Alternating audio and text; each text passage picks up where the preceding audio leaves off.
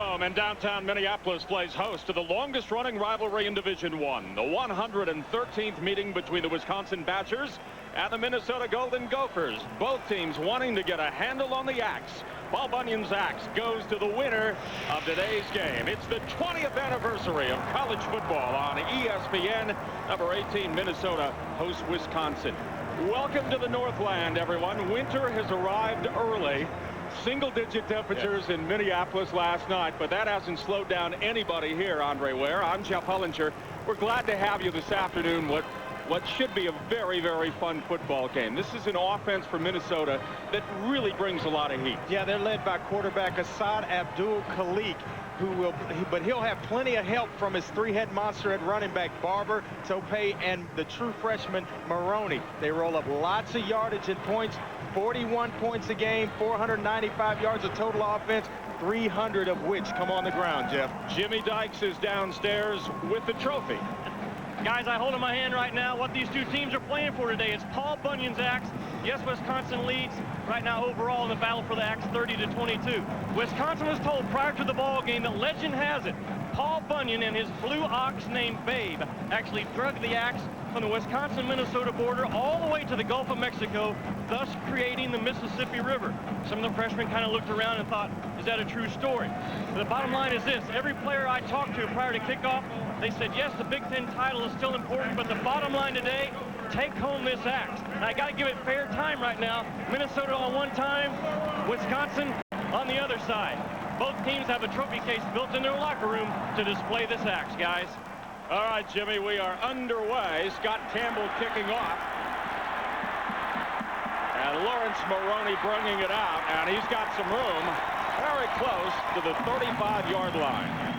It's a 29-yard return. The last time these clubs met, November 23rd, 2002, and the Badgers won in Madison 49-31.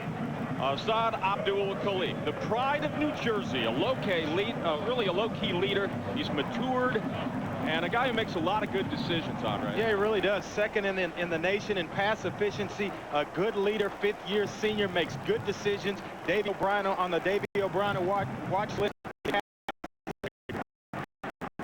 So it's 1st and 10 for the Golden Gophers. They'll keep it on the ground. Marion Barber III, tackled by Jim Leonard. He gets 3 yards. Starting lineups are brought to you by Best Buy. Backs and receivers, Marion Barber III. His father, of course, the former Jet, former Minnesota star. Aaron Hosack has 8 touchdowns. The Minnesota offensive line, mobile, undersized, and great choreography. The center is Greg Eslinger. He really is a fullback on the offensive line. 2nd and 7. Lots of room. Marion Barber. And knocked out of bounds in Wisconsin territory. A pickup of 32 yards. Run out of bounds by Scott Starks and Jim Leonard. A big hole opened up by his center. You just mentioned him, Greg Eslinger, and his left guard, Mark Setterstrom. Right through the hole goes Marion Barber outside. He's a good inside-outside runner, possesses good speed, gets down the field, and shows toughness. Right here, there's a big hole. Even you can run through it, Jeff. Inside, then back out, down the sideline. Boy, he is a fantastic, fluid runner. I don't have any speed anymore, Fred. First down, Maroney's in, Barber's out. Here's Maroney. And look at Maroney go! Touchdown! Boy, that play was made by the quarterback, Asad Abdul-Khalik. You take the option, you get to the end man on the line of scrimmage, you make him commit to yourself, the quarterback, or take the pitch man. He commits to the quarterback. Pitch was made at the right time, and Maroney, the true freshman, down the sideline for a touchdown. Lawrence Maroney, the freshman from St. Louis, one of the great surprises on this Minnesota roster. Played public school football in St. Louis, and he has been described by Glenn Mason as very mature, very together, and very to this football team. Reese Lloyd, point after attempt is good. So it didn't take Minnesota long to get on the scoreboard. Only 3 plays They go 66 yards for the touchdown, courtesy of the freshman, Lawrence Maroney. Here's the end man on the line of scrimmage. It's over in this area of the field. Abdul Khalik's going to take the option, start down the line of scrimmage. Right there is the pitch man. He commits to the quarterback, allowing Maroney to get to the outside. A smooth pitch, good ball handling between the two, and it's all speed and ability to get to the end zone for Lawrence Maroney. This is a Minnesota team that has scored at least 35 points in 9 of 10 games. And you start to wonder these kinds of issues. If they get out on top of Wisconsin by a bunch here early, do the Badgers have enough offense to fire back? And you wonder, because Minnesota offensively, they're second in the nation in rushing the football, 300 yards a game.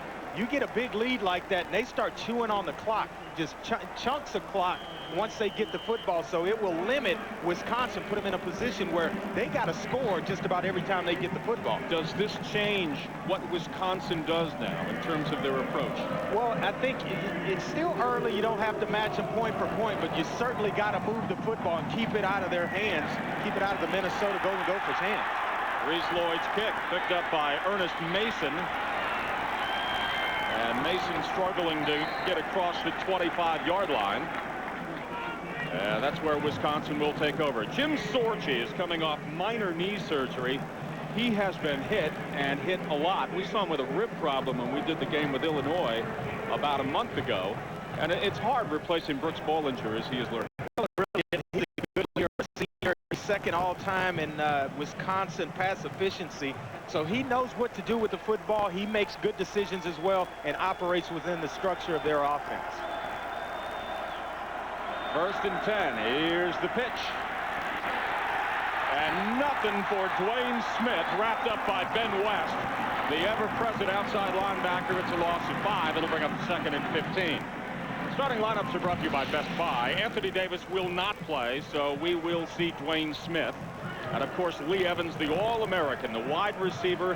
When you think about him, you think about the catch he made against Ohio State. The offensive line, king cap sized. Take a pick. They are all huge. They all work very well together.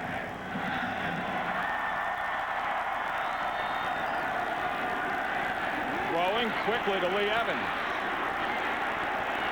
And Evans across the 35 to the 36. He gets 11 yards. It'll bring up 3rd and 4. Mark Losley on the tackle. The Minnesota defensive line. Tough guys who get off blocks. Anthony Montgomery, a 300-pound quarterback in high school and a baseball pitcher. That's a lot coming at you off the mound, boy. That is a lot. Ben West we've already seen up front. And the defensive backs. Eli Ward is a linebacker playing free safety, and so is Justin Isom. They like the hit. 3rd and short. Sorgi play action. Going long.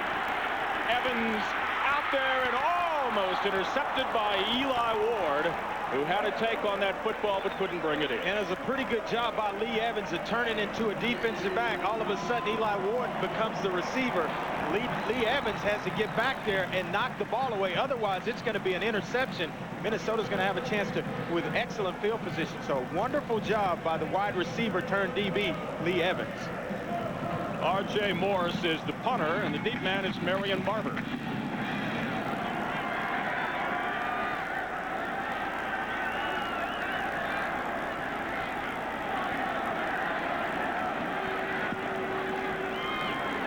High floating spiral, and a fair catch called for at the 31-yard line. Minnesota will get the football, and here comes Assad Abdul Khalik after the 35-yard punt. And he has been a major story in the resurgence of Minnesota football. The great decisions, keeping the football, finding ways to get it into the end zone to take it through the air. 7-0 Minnesota. I'm sorry, Murchie, this is Greg. Perez, 3 Big Ten titles, 44 NFL draft picks, 3 Rose Bowl wins. And they've been in 8 bowls during his tenure. He's got 7 victories. He gets the postseason. On 1st down, the handoff is to Thomas DePay, and he finds 4. It'll bring up 2nd and 6. The Wisconsin defensive line, maybe the top 7, one of the top 3 defensive 7s in the Big Ten. A lot of experience here. Antosh Hawthorne, the leading tackler up front. As far as linebackers go, Jeff Mack has started the last 17 games. He is the captain. His father was a fine receiver for Wisconsin in the 70s. And the DBs, they'll get you turnovers. They'll hit you, led by Jim Leonard, the walk-on. Jared Ellerson. And he's up to the 48-yard line. He gets 13. That's enough for a first down. Scott Starks made the hit. Ellerson's been touching the ball about twice a game, and we were wondering when we were going to see him, and the answer comes very early. Yeah, we get it early, but they run this play. They like to fake it or give it inside to the running back Marion Barber, and then fake the end around with Jared Ellerson a lot. And then all of a sudden, they go right to it in this football game. Get pursuit one way, give the misdirection the other way, and he's got speed to kill you getting around the end. First down.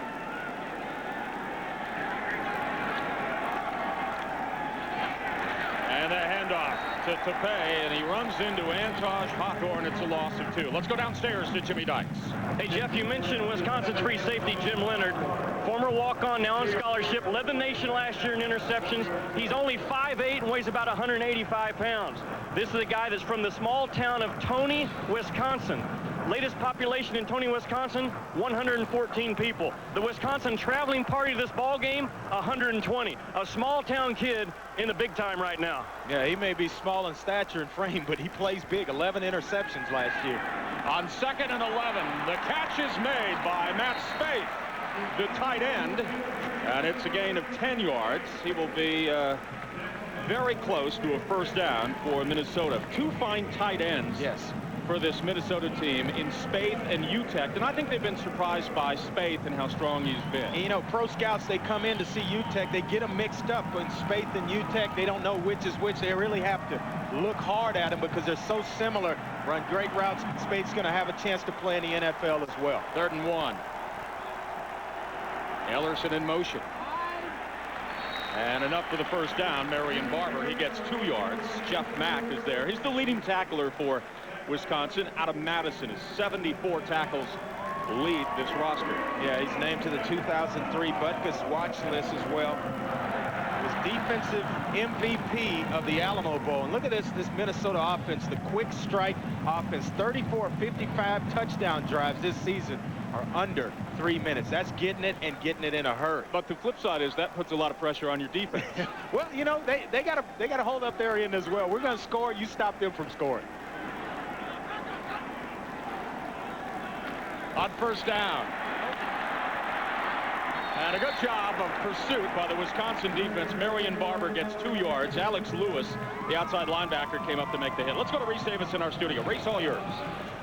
Jeff, good to hear from you. Trev Alberts, Mark May with me as always. We'll be here throughout the day getting you ready for everything going on. And last night in the Mountain West, Colorado State, New Mexico, the Rams have been down 14 in the 4th quarter. Bradley Van Pelt couldn't handle the shotgun snap, set up the Lobos for the game-winning field goal by Wes Zunker. Los Lobos are bowl eligible, and the Rams now dropped to 5-5. Surprising Colorado State. Sonny Lubick says they're not quite as hungry as they were a year ago. Here's Maroney. And Maroney, turning the corner in a hurry, runs into Jeff Mack. But this freshman from St. Louis, how do you keep him on the bench? He has just been amazing for this team. Yeah, he came into this game with 400, a bunch of yards. But look at this. Look at the center, Greg Esslinger, pulling around the left side along with Ryan Millander. Right here, the big center. He's anchoring down, pulling. He's got his left tackle out in front, picking guys off, and just clearing a path for Lawrence Maroney, who came in with 786 yards rushing coming into this game. Maroney also made a trip to Wisconsin. Thought about maybe signing up in Badgerland. Didn't happen. And here is the sneak. Saad Abdul-Khalik has enough for the first down. Here's Jimmy Dykes downstairs. Jimmy? Hey, guys, you're talking about the center, Greg Esslinger. And yesterday we were told this is an offensive line without one starter over 300 pounds. Mitch Browning, the offensive coordinator, said we recruit to our system. We'd rather take guys that are athletes that can move, can cut block, can get out on the sides, that are 220, 230 in high school, and put pounds on them. There's only one senior on their front five as well. This Minnesota club, they're set to go for a while. A lot of sophomores. You got one junior that starts at left tackle, so they're going to be talented for a long time. Esslinger from Bismarck, North Dakota. Here's Hassad coming near side. It's caught by Aaron Hosak. And he's up to the 21, gets 9 yards. Let's go to Reese Davis. Reese? All right, Jeff, number 1, Oklahoma. As Taco Bell takes us to Norman to take on Texas A&M, part of the Sooners' revenge tour. Jason White fires it to Mark Clayton, 6th straight game with a touchdown. So simple, Reese. You got to make the tackle. It's a 10-yard pass, and all of a sudden it's a touchdown of 40-plus. Hey, look, A&M hasn't been tackling anybody, Trev. Thank you. Well, A&M could be in for a long day. They could be in for a long, long afternoon. 2nd and 1. Look at total yards now. Gophers rolling. Here's the pitch. Maroney. And Maroney wrapped up by Jim Leonard. A fine tackle. He gets 2 yards.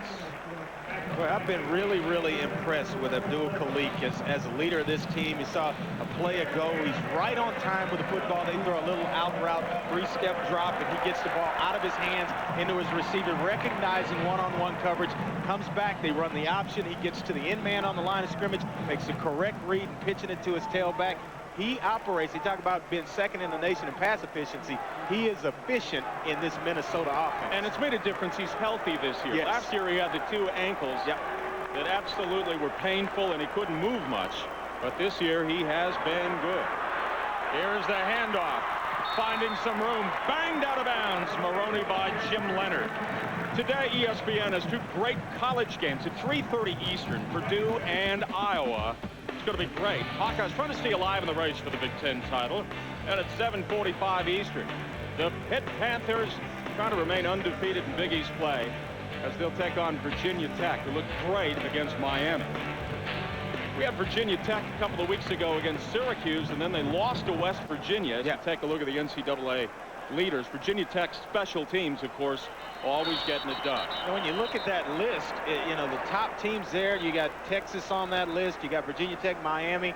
It's special teams and defense contributing as well to successful seasons for these college football teams. We have a dead ball foul. Illegal substitution on the offense. 12 men broke the huddle. That's a 5-yard penalty. Still 2nd down. All right, let's go to Reese Davis.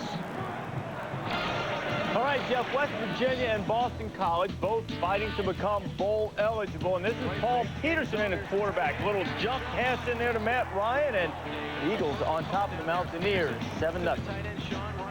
Flutie there, doesn't he? He mastered the jump pass. He loves doing that. Vikings and Chargers this weekend, Yeah. talking about maybe seeing Flutie. Yeah, Flutie's going to get the start this week, but you know he loves the old jump pass. Flutie doesn't go away, does he? No, he doesn't. I mean, you know what? I played on teams with him in Canada, and he's just keeps himself in shape, does a fantastic job. He studies the game. He knows it as well as anybody I've ever played with. 7-0 Minnesota with Wisconsin, and the Gophers driving again. And here's the handoff. It's Jared Ellerson. And Ellerson gets about 8 yards. Scott Starks from St. Louis, Missouri. The left cornerback is 5'10", 170 pounds. The junior making the tackle. Yeah, he makes Elliott good miss.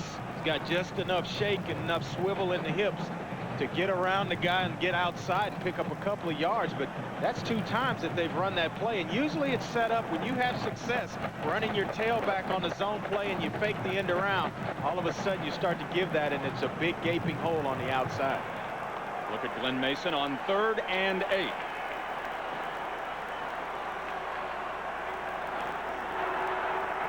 Abdul Khalik will throw. Firing, and it is incomplete. Trying to hit Aaron Hosak, who couldn't hang on to the football, but he took a big shot from Chucky Cowens from Chicago, Illinois, the junior, the cornerback.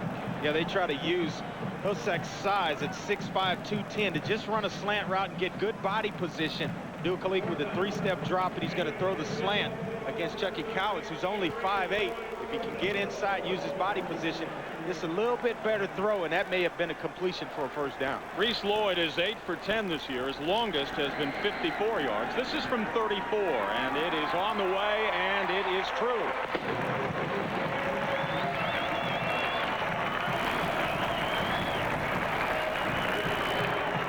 So Minnesota on top 10-0 here in the Metrodome in downtown Minneapolis, off to a very fast start in the quest for Paul Bunyan's axe.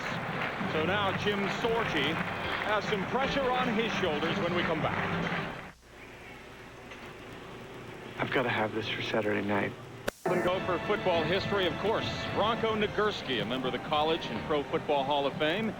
He greets you as you walk into the football offices, and I might add that's actual size. That's how big he was. Yes, in a big way, and that is huge. Standing there looking up at that baby, it is huge. Reese Lloyd getting ready to kick off. Kicker, punter, a lot of leg from Dover, England. He is the first Gopher since 1954, and Gino Cappelletti to handle both duties.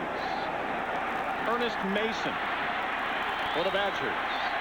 Good special teams play as he crosses the 15, 16-yard return. Mario Reese from Mableton, Georgia, working on special teams on the tackle.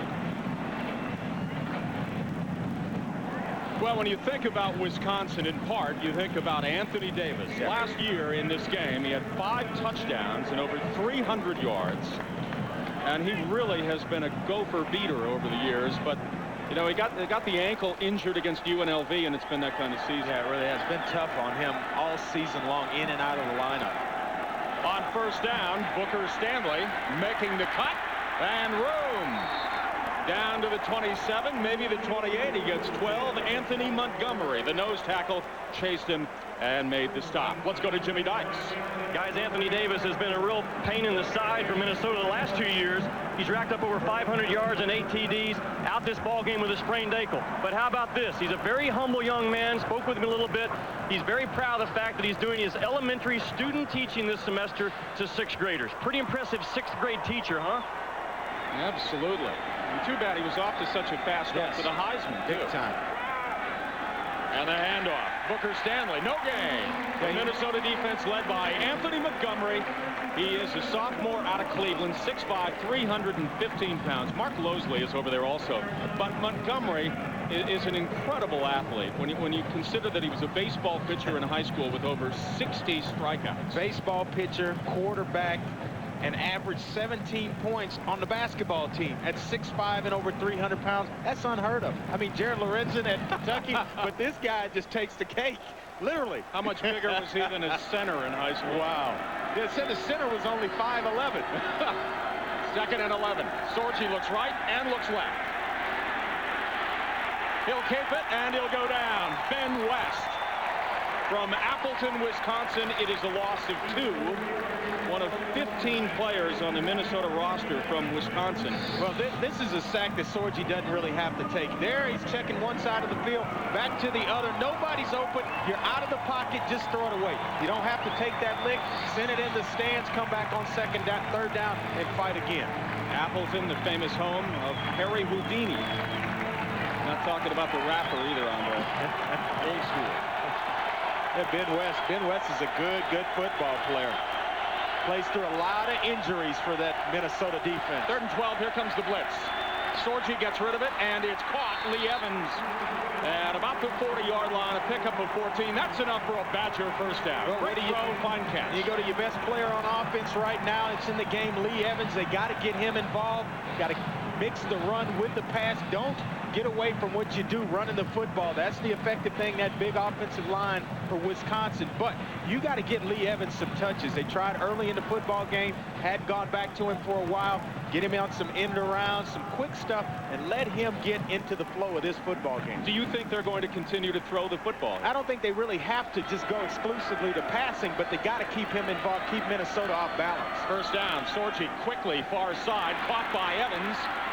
And look at Evans go. Once he catches the football, he gets 8 yards out of that. Trumaine Banks from Columbus, Ohio, the right cornerback. He's a freshman, 5'10", 190-pounder making the stop. Yeah, you got a weapon like this guy. You have to keep him in the ball game. You don't want him to get cold and not really into the flow of the game. Every once in a while, you got to throw those outside guys a bone or two. Evans, the team captain, sat out all of last year because of the 2 knee surgeries, injured in the spring game of 2002. 2nd and 3.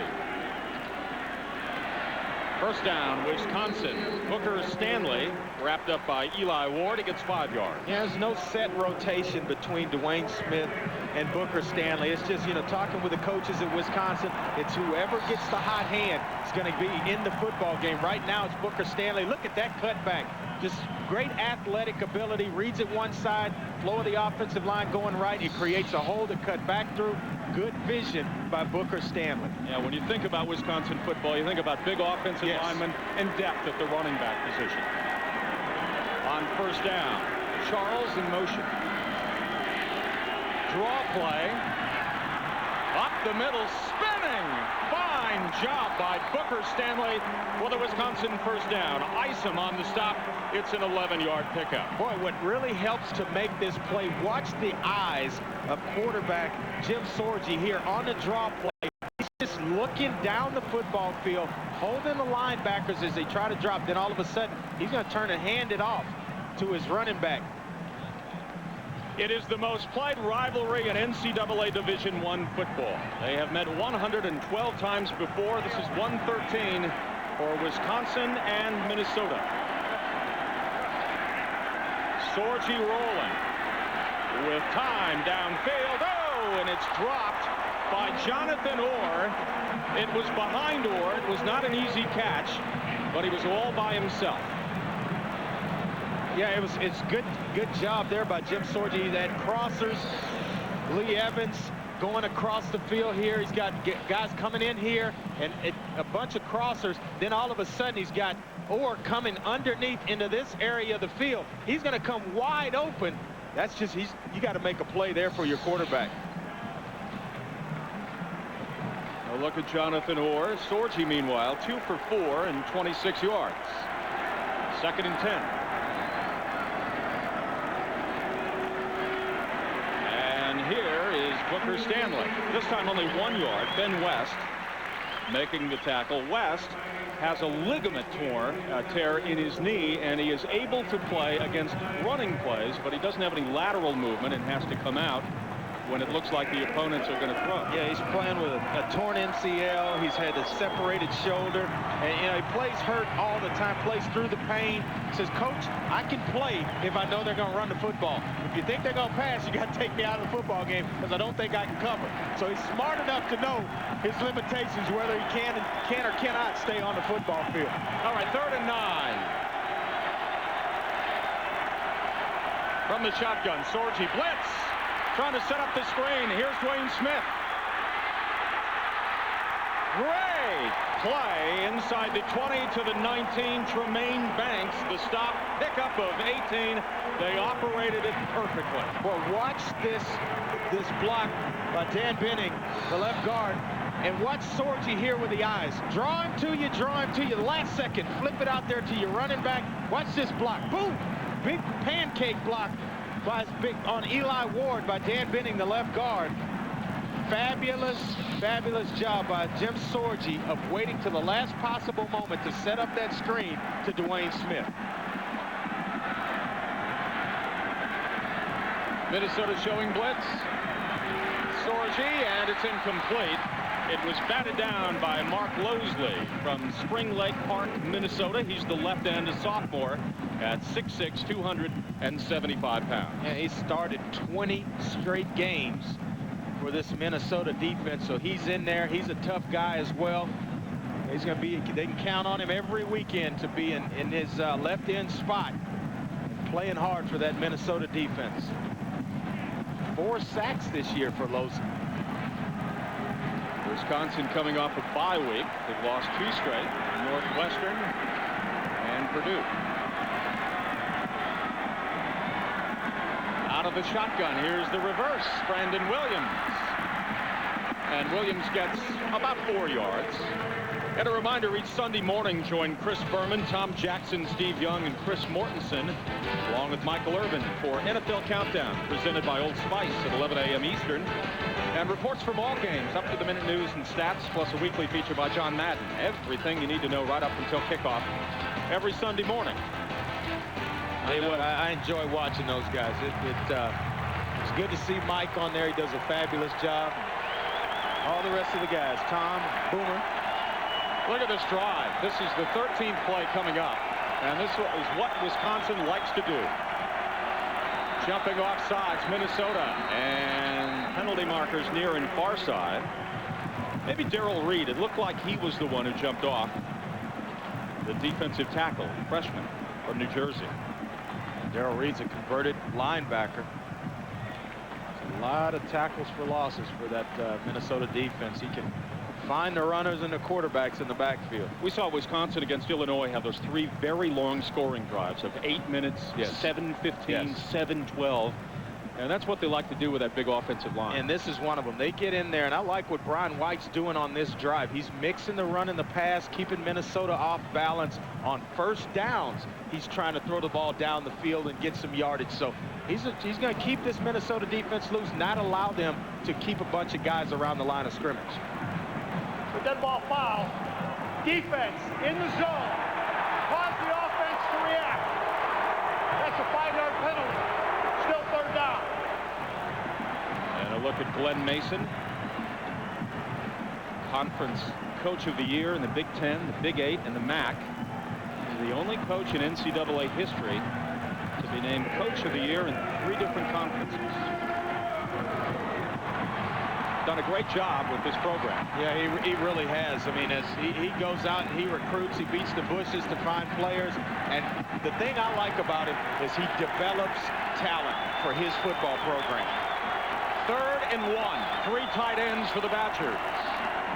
The handoff straight ahead and enough for the first down. Booker Stanley runs into Justin Isom. He gets 3 yards. If you've got 3rd and short, there is no greater luxury in college sports than having that offensive line in front of you. Tell you what, Jonathan Clinkscale, Mike Lawrence, those big guys, Pashodi at tight end, they line up and they go right behind those big guys. You're a running back. That's where that's the best place to be, protected by those big guys. Didn't have any of those kinds of offensive linemen at Houston. You know what? We had some big guys. You know, Byron Forsythe, Joey Baines, but you know, we were more of a finesse passing type offense. We didn't just line up and smash people. 1st and goal. And straight ahead, getting 2 is Booker Stanley. Let's go to Reese Davis for a Big Ten update. Jeff, couple one-loss teams, Michigan State and Ohio State in the horseshoe. Jeff Smoker has his team on the move. Smoker down the middle to Agim Shabai. A little confusion in the Buckeye secondary, and the Spartans are up by 7. Miami off to a good start for Lentz. In 4 of his first 6, they have a field goal against the Vols. I really like what Jeff Smoker has done. Is he the best in the Big Ten? I think he is. I mean, he is an efficient quarterback, can throw it. I look for him to play on Sundays next year. He is a good football player. And he's got his life together, yes. Too. 2nd and goal. Here's Sorgi on the handoff. Good job by the Minnesota defense. Anthony Montgomery is there. No gain for the Badgers. So 3rd and goal. Well, here's a situation where Minnesota wants to keep a lot of guys around the line of scrimmage. Guess what, Jeff? It's going to create some one-on-one matchups outside with Lee Evans and cornerback Tremaine Banks. It was there that play if Sorgi was able to check out to it. So look for Brian White to try to take advantage of that mismatch right there. They like that, having those guys one-on-one if Minnesota's going to keep a bunch of guys in the box. All right, 4 wide receivers and out of the shotgun for Jim Sorgi on 3rd and goal. Blitz. Up top and incomplete. Wanted Lee Evans, but Justin Isom, the strong safety, with some outstanding defensive coverage. And that's really the strength of this defense for Minnesota, the secondary. It really is. They don't have a lot of speed in the secondary, but they play well together as a unit. And Justin Isom there, he just a little inside move by Lee Evans. He goes inside, right back outside. Maybe if this ball's thrown to the outside, he's able to make this catch, but it's thrown back inside, allowing Justin Isom to make a play, get a hand on it, and knock it down. Mike Allen is the kicker, trying to get Wisconsin on the board. A 27-yard field goal attempt, and it is good. So Wisconsin gets 3 points out of a long drive to cut the deficit to 10-3. But Sorgi came close. He wanted Evans up top, the battle for 6. It goes to Minnesota. Tuesday. Dixon getting ready to kick off. They are the holders of the act. Scott Campbell, 6 feet, 245-pounder, kicking off.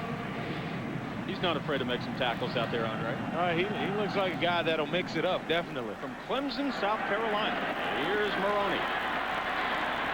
And Maroney down at the 25-yard line. It's a 14-yard return. Yeah, if you look back on this last play here by Jim Sorgi, this inside is Lee Evans. He goes out. If this ball's thrown to the outside out here, that could be that's a touchdown pass. He throws it back inside, allowing the defensive back, Justin Isom, to make a play, knock it down. And the result is Wisconsin with 3 points as opposed to 6. Got 8 seconds left in the quarter. On first down. And the handoff. Look at this.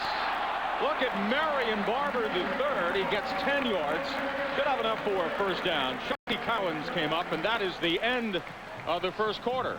Number 18, Minnesota, leading by a touchdown. Up 10-3 on Wisconsin. Back for the second quarter. Straight ahead in Minneapolis in the Metrodome. Big Ten football continues. Monday Night Countdown. From winning 9 games for the first time since the 1905 team won 10. So there is a lot of enthusiasm here in Minneapolis to see a little bit of history from this Golden Gopher football team. Second and about a half yard. And that's enough for the first down. Marion Barber gets it. Let's take a look at our Gateway game track so far. And so far, for Minnesota, it has been going for the axe and doing so by keeping it on the ground. Well, Marion Barber's just been outstanding in the first quarter. Then when he's not mixing it up, Lawrence Maroney is getting in the end zone for the Golden Gophers. Rushing yards, Wisconsin only 34, Minnesota 113. And usually, we've seen Wisconsin do their deal on the ground. They're capable as well, every bit as capable as Minnesota of rushing the football. On first and 10. And it is caught by Utah. He's at the 40-yard line of Wisconsin. 23 yards in the first down, working on Ryan Aiello. Boy, Jared Ellerson helps to make this play. They line up and he goes to the post route and takes all coverage inside. He starts down in motion here. He's going to start into the middle of the field, allowing the tight end to come outside here. And you see, watch the touch on this football by Abdul Khalik. Right outside, flattening the tight end out just where the football needs to be if it's going to be a completion. Really giving you an idea why he's #1 in the nation in pass efficiency. And the handoff, Marion Barber gets 4. Let's go to Reese Davis in our studio.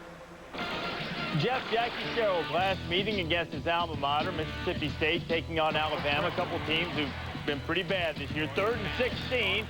Brody Croyle hits Zach Fletcher. Tommy Kelly, your defensive end, number 55. That's a poor angle and poor effort, but what a tremendous effort by Zach Fletcher. Another one, they're up by 14. All right, Reese, Mississippi State will have a new head coach in 2004. Yeah, Brody Croyle's going to wind up being one of the best quarterbacks in this country by the time he's done at Alabama. 2nd and 7. Lawrence Maroney, and Maroney very close to the first down. Aiello on the stop, about 7, maybe 8, depending on the stop. Yeah, Maroney and Barber are two of the same in types of the type of runners they are. They can both hit the home run at any time. And Tope, when he comes in the game, he's more of a pounded out type guy at 6'1", 230. So they've got a good combination. They can keep two guys with similar styles in the game, both fresh at all times. Look at that, 5 rushes, 50 yards, averaging 10 yards a carry. 3rd and 1. The option. Here's the pitch, Maroney. And Maroney gets the first down. He finds 4 yards. I don't know how he did it. Lamar Watkins, the outside linebacker, making the hit. Here's Jimmy Dykes downstairs. Jeff, you mentioned earlier with a win today, Minnesota will get win number 9, the first time since 1905 when they won 10 games. The only time that Minnesota right right now, their schedule strength is being questioned. Tulsa is the only team they've beaten this year that has a winning record. Back in 1905, though, they beat Twin Cities High School and Pillsbury Shattuck High School to get those 10 wins. Who says the Golden Gophers' schedule is a little weak this season? Oh, it's a tradition here, I guess. Here's the handoff, Lawrence Maroney.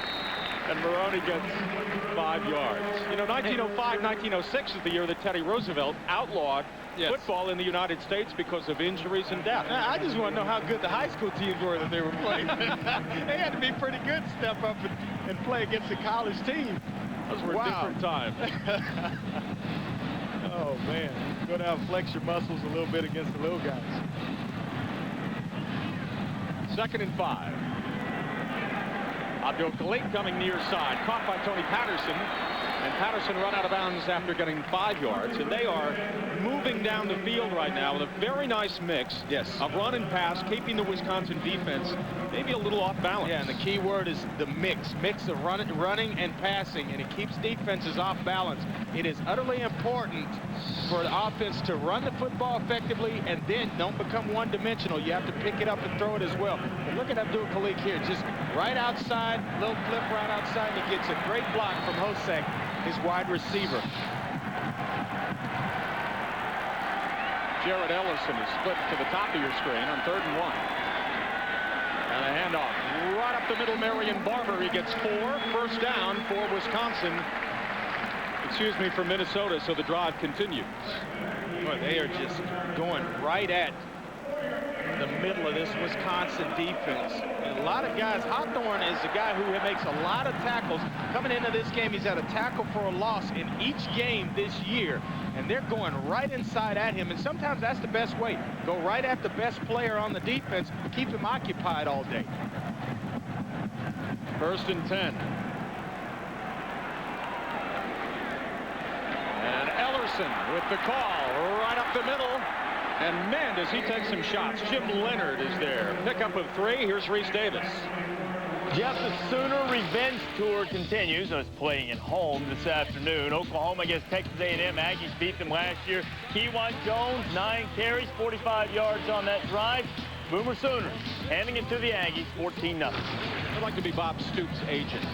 And that's a win-win situation. You aren't kidding. Just kind of wait for the offers to roll in. He'll be wanted by everybody on both levels, NCAA and the NFL. 2nd and 8. Abdul Khalik. He'll keep the football. He has room. 5. Touchdown, Minnesota. I'll tell you what makes this play, Jeff, is the block of Marion Barber for his quarterback on Darius Jones, the defensive end. I mean, he is about to try and level Abdul Khalik, the quarterback for Minnesota. And his running back sees him scrambling into the pocket, steps up, starts towards the end zone, and he throws a block on Darius Jones, who's every bit of 6'3", 270 pounds. Wow, just stopped him right in his tracks. Reese Lloyd, point after attempt is swinged. 17-3, Minnesota leading Wisconsin. He is the man. Asad Abdul Khalik running the offense masterfully. My last home game, you know, it's going to mean everything to me to run over there, man, and carry. Even if I'm not the first one over there, I'll definitely get a run around the field with it.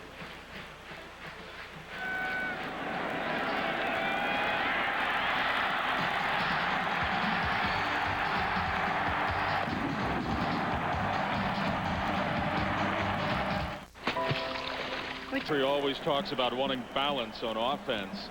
This is a team led by Asad Abdul Khalik that truly has balance with the run and with the pass. Well, they really do, and they love to run the football. Over 300 yards in rushing, 195, right at 200 yards passing through the air. But boy, he is a fantastic quarterback. There is Reese Lloyd, second by Brandon Williams. And spun down just short of the 20 by Pavilski. John Pavilski working on special teams. He brings 18 yards. Get a look here at Abdul Khalik's touchdown run. Here he's just looking down the field trying to find someone, starts to feel a little heat. Nobody's there. He pulls it down. Right here, you're going to see Marion Barber, his running back, come back and throw a block on the defensive end, Darius Jones, that allows Abdul Khalik to get himself into the end zone. Fabulous job of coming back, helping out your quarterback. 1st and 10 for Jim Sorgi. Play action. Here comes the pressure, gets rid of it all by himself. The fullback, Matt Bernstein, and out of bounds in front of the Wisconsin bench. Let's go to Reese Davis. Jeff, Tennessee and Miami down in the Orange Bowl. Brock Berlin, of course, had the disastrous outing against Virginia Tech last Saturday night. Berlin forcing it in there and picked off by Kevin Simon. That set up a volunteer field goal. Tennessee and Miami tied at 3. Spartans on top of the Buckeyes. Buckeyes on the board with a field goal. Big game for both those schools, and boy, that one looks like it's going to go down to the wire. From the shotgun on 1st and 10.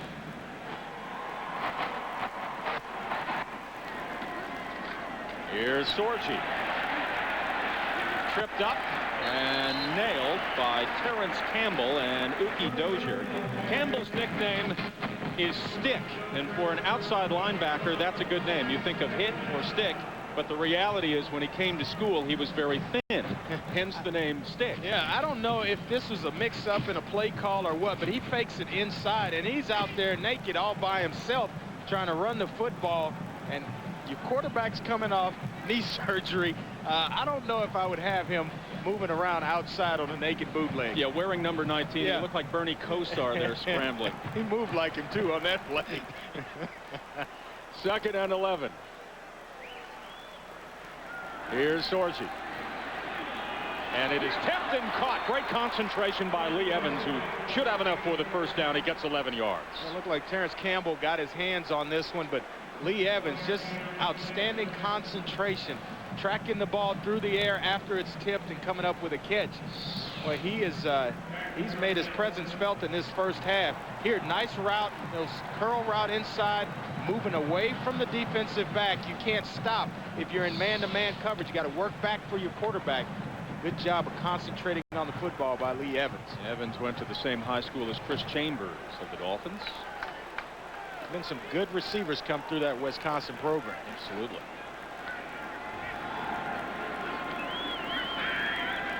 Sorgi with time. And a fine throw to Lee Evans. And out of bounds after getting 11 yards and another 1st down. Here's Jimmy Dykes. Hey guys, standing down on the sidelines, watching the velocity of Jim Sorgi's ball. Very quick release right now, very accurate. Wisconsin coach told me prior to the ball game, the one thing that Sorgi did during his rehab of his knee scope, he studied a lot of film, and he got to rest his arm. They say his arm's as rested as it's been all year. Andre, how important is that right now for a quarterback this time of the year? Oh, it's big time because you've thrown a lot of footballs thus far during the season, and the arm starts to wear down a little bit. Your mechanics, they get a little tinkered and off balance. You start to drop the football to get the strength to throw it. It's good for Jim Sorgi to get a week off in the middle of the season. Wasn't good because they lost the ball game with him out, but good to rest him. Draw play, a little bit of room up to the 40-yard line for Dwayne Smith. He gets 4 yards. Eli Ward on the tackle for Minnesota. Is it like a baseball pitcher where your arm does get dead? Yeah, you get tired, you can ice it, you get the massage, and it is really important this time of the year at the end of the season because it gets tired. And when, like I mentioned, the mechanics go, you start to drop the ball because the lower it is, the harder you can throw it. And that's what quarterbacks start to do. They don't get enough rest. And you can get mechanically kind of off balance if you don't watch yourself. Didn't happen to you in the Heisman Trophy season, did it? I'll tell you a funny story here in a minute about that. Here's Sorgi going long near side for Evans and fighting. And that is Tremaine Banks. And that could be on Lee Evans. Could be offensive pass interference. He's trying to fight through Tremaine Banks, the defensive back, the corner to that side. So like a heavyweight fight. Yeah, there they were going at it pretty good.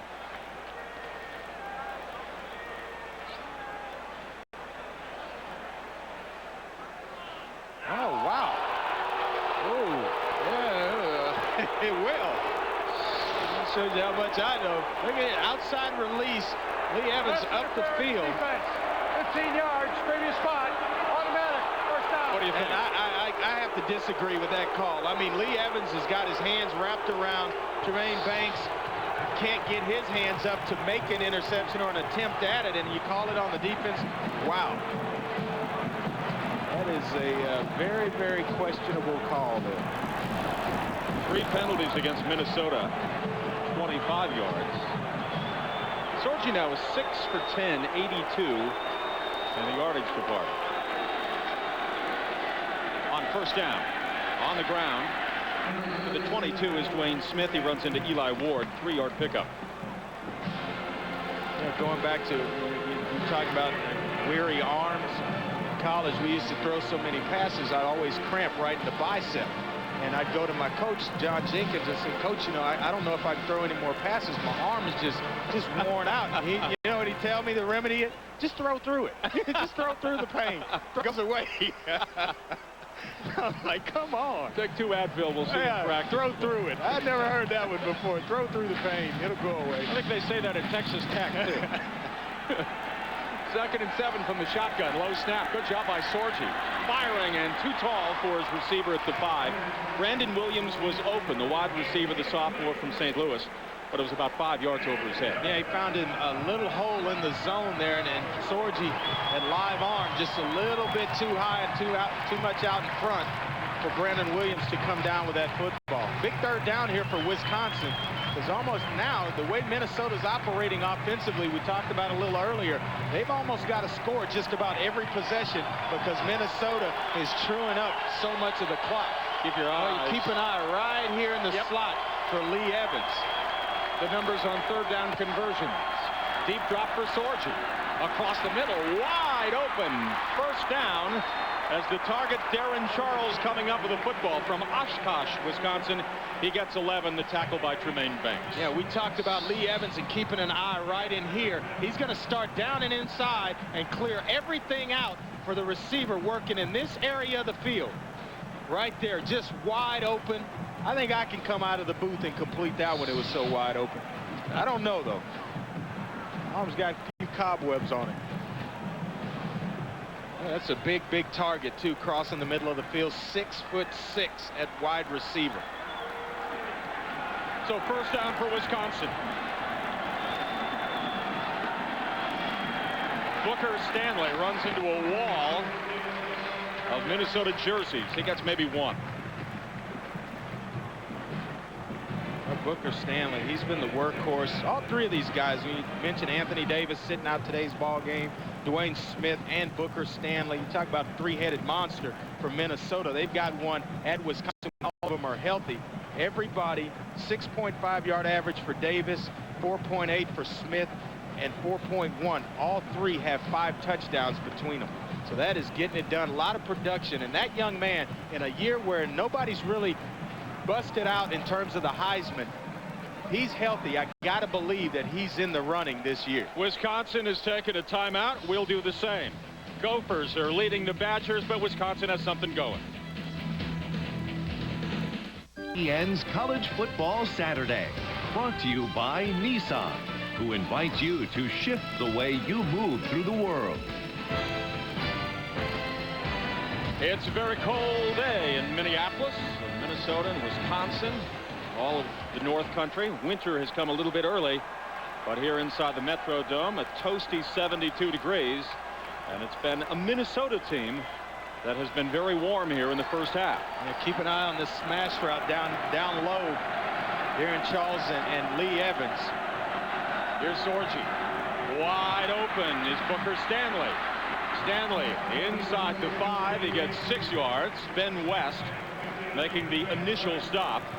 But a nice job by Sorgi, who made the right read. I'll tell you what it's done. It's done a lot of good for Wisconsin having Lee Evans on the football field, because it's taken a lot of defensive personnel to have to account for him. So now it's allowing other guys to get involved. Booker Stanley out of the backfield, Darren Charles coming across the middle. Even Brandon Williams has worked his way into some open areas of the field. Wasn't hit, a little overthrown pass by Sorgi there earlier, but Lee Evans, just his presence on the field has allowed some other guys to make some grabs as well. 11th play of the drive coming up. On the ground. Nothing. Fine job by Minnesota. All over Booker Stanley. Terrence Campbell, he gets 1 yard. I don't know. It looks like Barry Alvarez may be thinking about going for it. What do you think of that? I think you get the points here and you kick the field goal is what I think. Well, watch Watch Terrence Campbell here. Just fill the hole, boom. Strong at the point of attack, and he's driving his legs. That's what you do. You wrap up, and you start to keep those legs moving. Don't allow the runner to overpower you. You can take him backwards. Mike Allen is hit from 27 yards out, and this will be a 23-yard field goal attempt. And this one is good to quiet the Minnesota crowd here inside the Metrodome. So 2 field goals for Wisconsin amounts to their offensive output so far in the first half. Minnesota leads. A rematch of last Minnesota leading Wisconsin. Paul Bunyan's axe. It is the battle of the mythical axe. I'm Jeff Hullinger with Andre Ware. We made a lot of the Minnesota offense, but it's the defense that's really done an outstanding job. Yes, Terrence Campbell, the outside linebackers, played fabulous here in the first half. A lot of pressure on Jim Sorgi. A lot of run stoppage in the run game for the Minnesota defense. Scott Campbell getting the... How did he escape Clemson, South Carolina, and the Tigers there? Barber and Maroney are deep. And it's taken by Maroney. Trying to find some room and run out of bounds at the 20-yard line. Today, ESPN's got 2 great college football games at 3:30 Eastern. Purdue and Iowa. This is going to be a great football game. Iowa trying to hang around and stay alive. And then Virginia Tech and Pittsburgh tonight, 7:45 Eastern. What to make of Virginia Tech? That's the question. Boy, and I tell you what, a talented wide receiver, Larry Fitzgerald. Look at his 60 receptions, already over 1,000 yards, 19 yards a catch. That's the big one right there. 16 touchdown grabs. Does he get your Heisman vote? You know what? Right now, I got to believe he's leading it. And Jason White at Oklahoma's playing well, and a couple other guys around the country. But Larry Fitzgerald has just been unbelievable. And the bigger the game, the bigger he plays. We'll take a break. 17-6. Minnesota leads Wisconsin late in the second quarter. Let's say this is you, and this is your auto insurance company. You've always gotten along okay, but let's say this is Allstate. Ooh, looks better than what you got now, huh?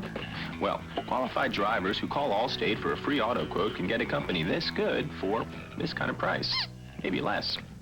The choice is pretty simple, don't you think? So call Allstate now for an auto quote and find out how you're in good hands with Allstate.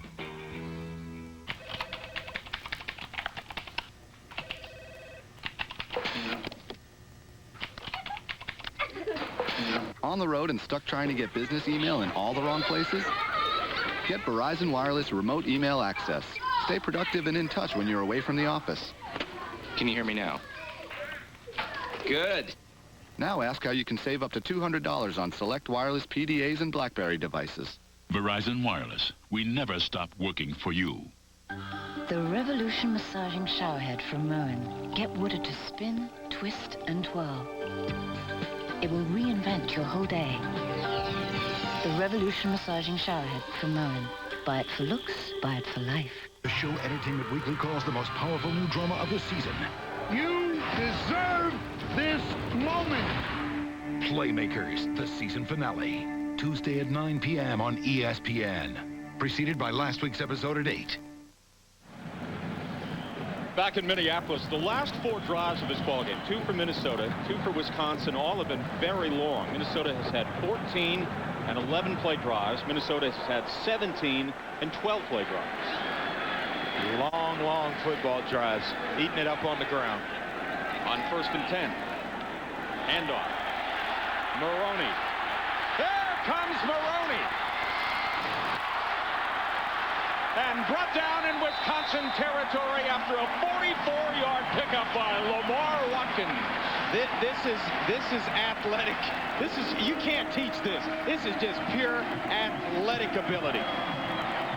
Lars Maroney, inside outside runner, into the hole and then back outside. Look at that move right here on Jim Leonard. He gets outside of him, and then it's just speed. I'm just going to turn it on, power, steal up. Boy, that is, and this is a true freshman getting it done for Minnesota. Right out of high school. 179 yards against Illinois, 164 against Indiana. And he is rolling today. Abdul Khalik on the run. Wide open target in the end zone. Can't get it to him. And brought down at the 31-yard line, a pickup of 4. Let's go to Jimmy Dykes downstairs. Hey, guys, remember yesterday, offensive coordinator Mitch Browning told us, every time I watch the film on Sundays, I see 6 or 7 plays. Had we just made one more block, we would have sprung a big one. That was a big play a couple of times ago by Maroney. That's what they've been missing, even off of a team that's averaging the yards and the points that they average. Lawrence Maroney. Boy, he is quite a talent for a true freshman right out of high school. 2nd and 6. Up the middle, Marion Barber, the third. And he finds 7 to the interior of the Wisconsin defense. Ryan Aiello, the strong safety, came up. He's out of Oceanside, California, a senior, 6'1", 195 pounder. What a luxury, though, Jeff, to have 2 guys like this, Marion Barber and Lawrence Maroney. Now 8 carries, 102 yards, averaging 12 yards a carry and a touchdown. Right behind him, it's Marion Barber at 9 carries, 66 yards. And it's not bad either. I'm just 7.3 a carry. 1st and 10. Here's the option. And the pitch. Whoa! Big hit by Jim Leonard on Marion Barber. Boy, he came up in a hurry. Yes. A loss of 4. And he plays it just like a safety playing against the option should play it. You got to feel the alley if you're the safety. You got to get to the line of scrimmage. The quarterback, the end man's going to take the quarterback. You've got the pitch man. He goes right for the pitch man. Look at that. And then I'm going to make sure I get a for sure tackle, not allow the running back to get away from me. Boy, that is a fantastic player. Ladies and gentlemen, this was a walk-on, and it may be the best story in college football as far as a walk-on goes. Only 5'8", 183 pounds, but he plays huge. Yeah, they talk about Rudy, but this guy's a player. Yes, big time. He plays. He starts. 2nd and 13. Abdul Khalik. And it's incomplete, far side. Aaron Hosack was trying to bring it on. Good coverage by Scott Starks. We're talking about having Maroney and Thomas Tepay and Marion Barber. Yes. Last year's leading rusher in 2002 for Minnesota, Terry Jackson, has become a missing man. Yeah, out of Saginaw High School in Michigan, right there outside of Detroit. Over 1,300 yards rushing, and he's having a hard time just getting some carries. He's got 256 yards this year and a touchdown, averages 4 yards a carry. But it's just hard for him to get on the field with these other 3 guys. 3rd and long. Abdul Khalik firing, and it's caught. And enough for the first down by Jared Ellerson. A fine move inside the 10, down to the 9. He picks up 19 yards, and Minnesota's rolling. Boy, Ryan Aiello and Chucky Cowens to that side, just playing way off in coverage. Look at the cushion way back here by the defensive back, and he's going to backpedal. He's backpedaling before the start of the snap. You catch it, you're already 2 or 3 yards from getting a first down. Rowan is the defensive back to that side. Levon Rowan is sophomore, but man, he's lined up at first down depth, and then he starts to backpedal. 1st and goal. The pitch. Marion Barber trying to turn the corner and ridden out of bounds by Ryan Aiello after a gain of 1. Let's go to the studio. Here's Reese Davis. Okay, Jeff, Michigan State and Ohio State, other than that Hail Mary at the end of the game last week against Michigan, Smoker had thrown over 200 passes without a pick. Tyler Everett getting a meaningful one here and taking it the other way for the Buckeyes. And now 7-3 down, Craig Krenzel. You know what? This is what Krenzel did all year last year. Finds Ben Hartsock, and the Buckeyes are on top by 3. All right, Reese. Winning ugly, they call it, but those guys find whatever they have to do to find victory on Saturday afternoon. They are the true definition of team chemistry. Team chemistry. And sometimes you can't, talent doesn't do it. But when you have a bunch of guys that are willing to play roles on the team, boy, it breeds for a lot of success. One of the great games this fall has been Wisconsin and Ohio State. Yes. We'll take a break. 2:05 left before halftime. Minnesota moving. They have the lead on Wisconsin.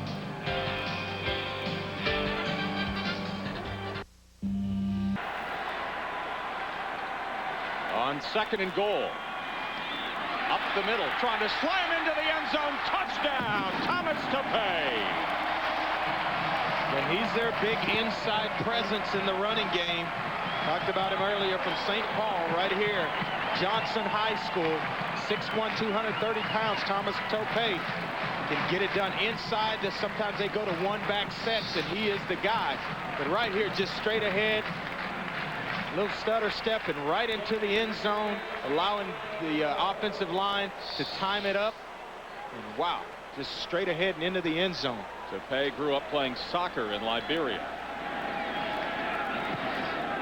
And the point after attempt is good. Reese Lloyd. And Minnesota pulling away from Wisconsin.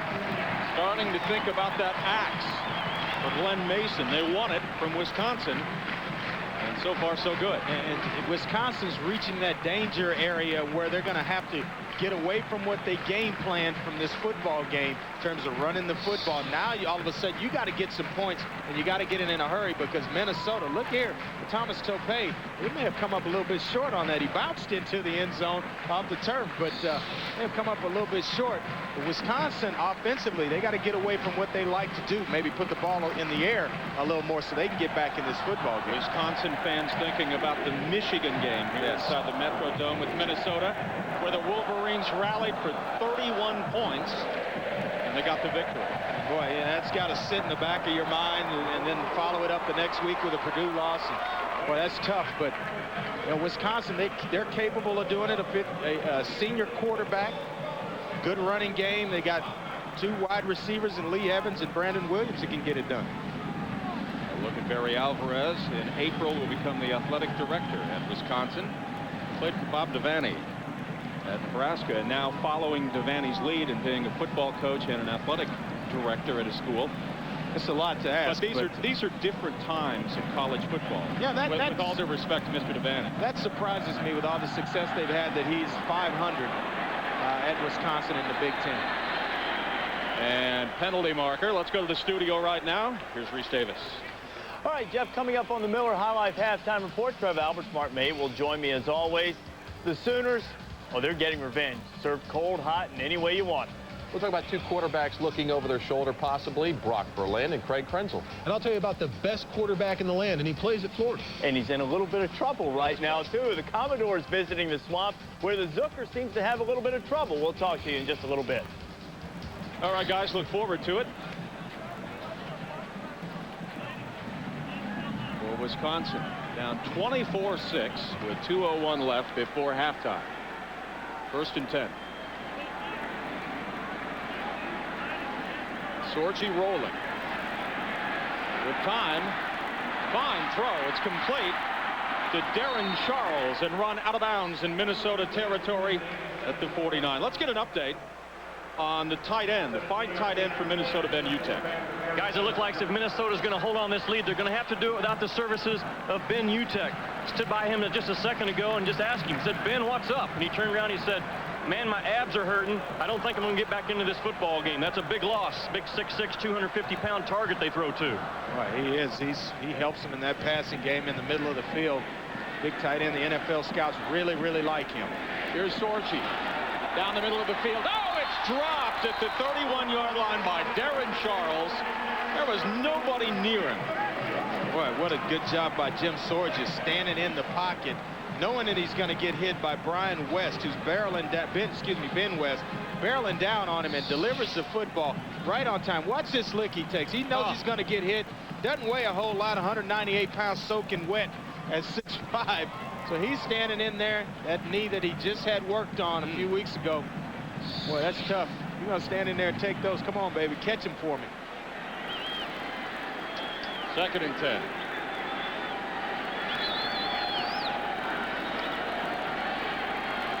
Sorgi firing far side, and this time it's caught. Fine catch at the 39-yard line by Brandon Williams.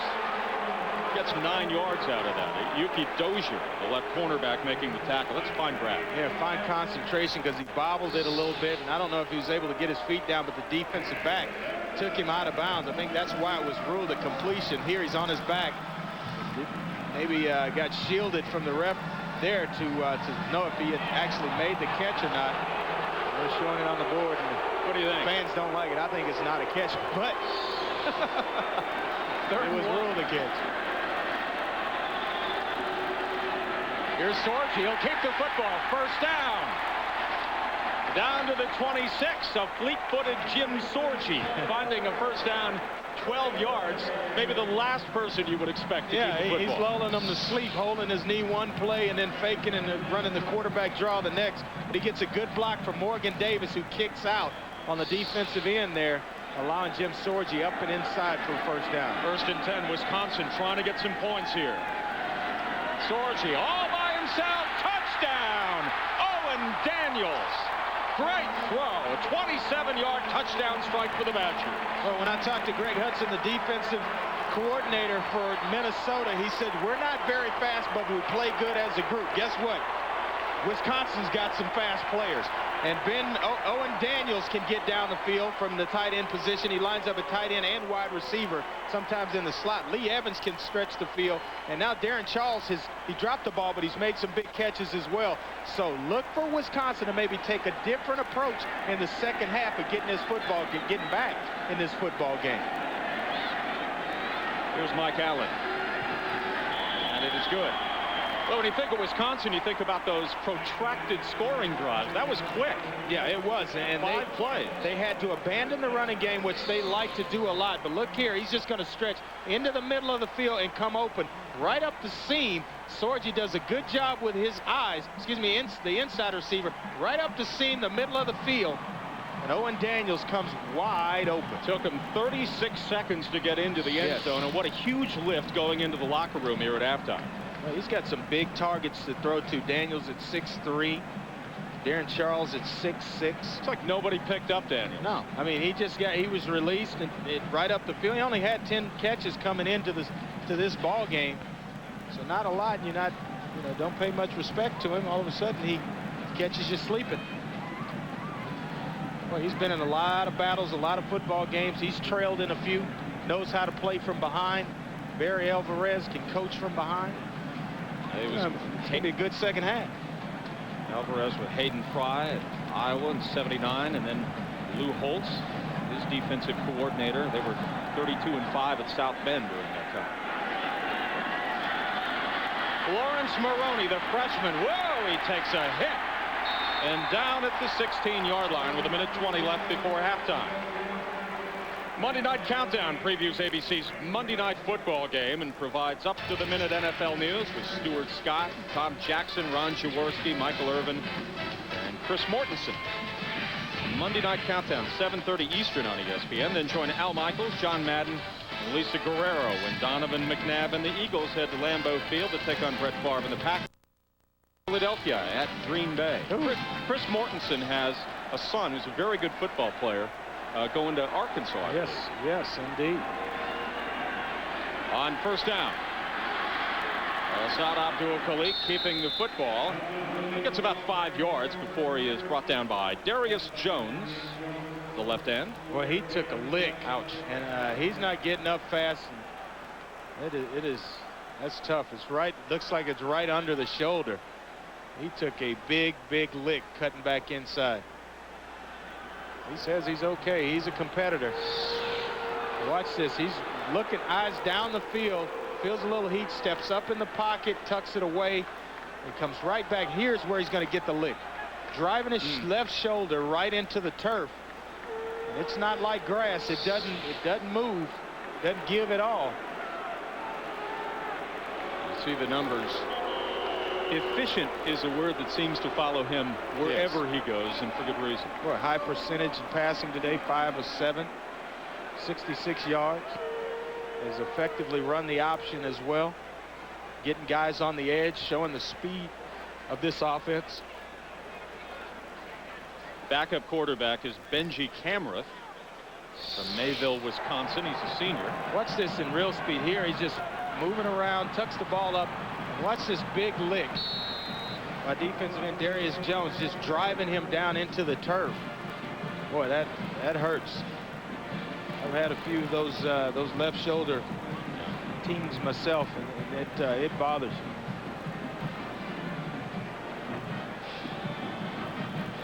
Abdul-Khalik is married, has a child. They're going to take him out of this ball game for a brief second. Benji Kamrath, here he is. thrown a couple of passes, 41%, 157 yards, 1 touchdown. But I doubt that they put this ball in the air right here. Marion Barber. And he gets 2. Ryan Aiello is there, his 5th tackle of the ball game. And they continue to work on Abdul Khalik. Yeah, they're going to be satisfied just with this lead, not try to get any points, go into halftime. Don't turn the ball over here. Let the clock run out. Take a 24-13 lead into halftime. All right, we are at halftime. 24-13, Minnesota leading Wisconsin, but the Badgers have a sense of renewal after getting that touchdown. We'll join Reese Davis in the studio for the Miller Highlight halftime report. All right, Jeff, entertaining first half in the Big Ten there from the Metrodome. Glad to have you with us on the Miller.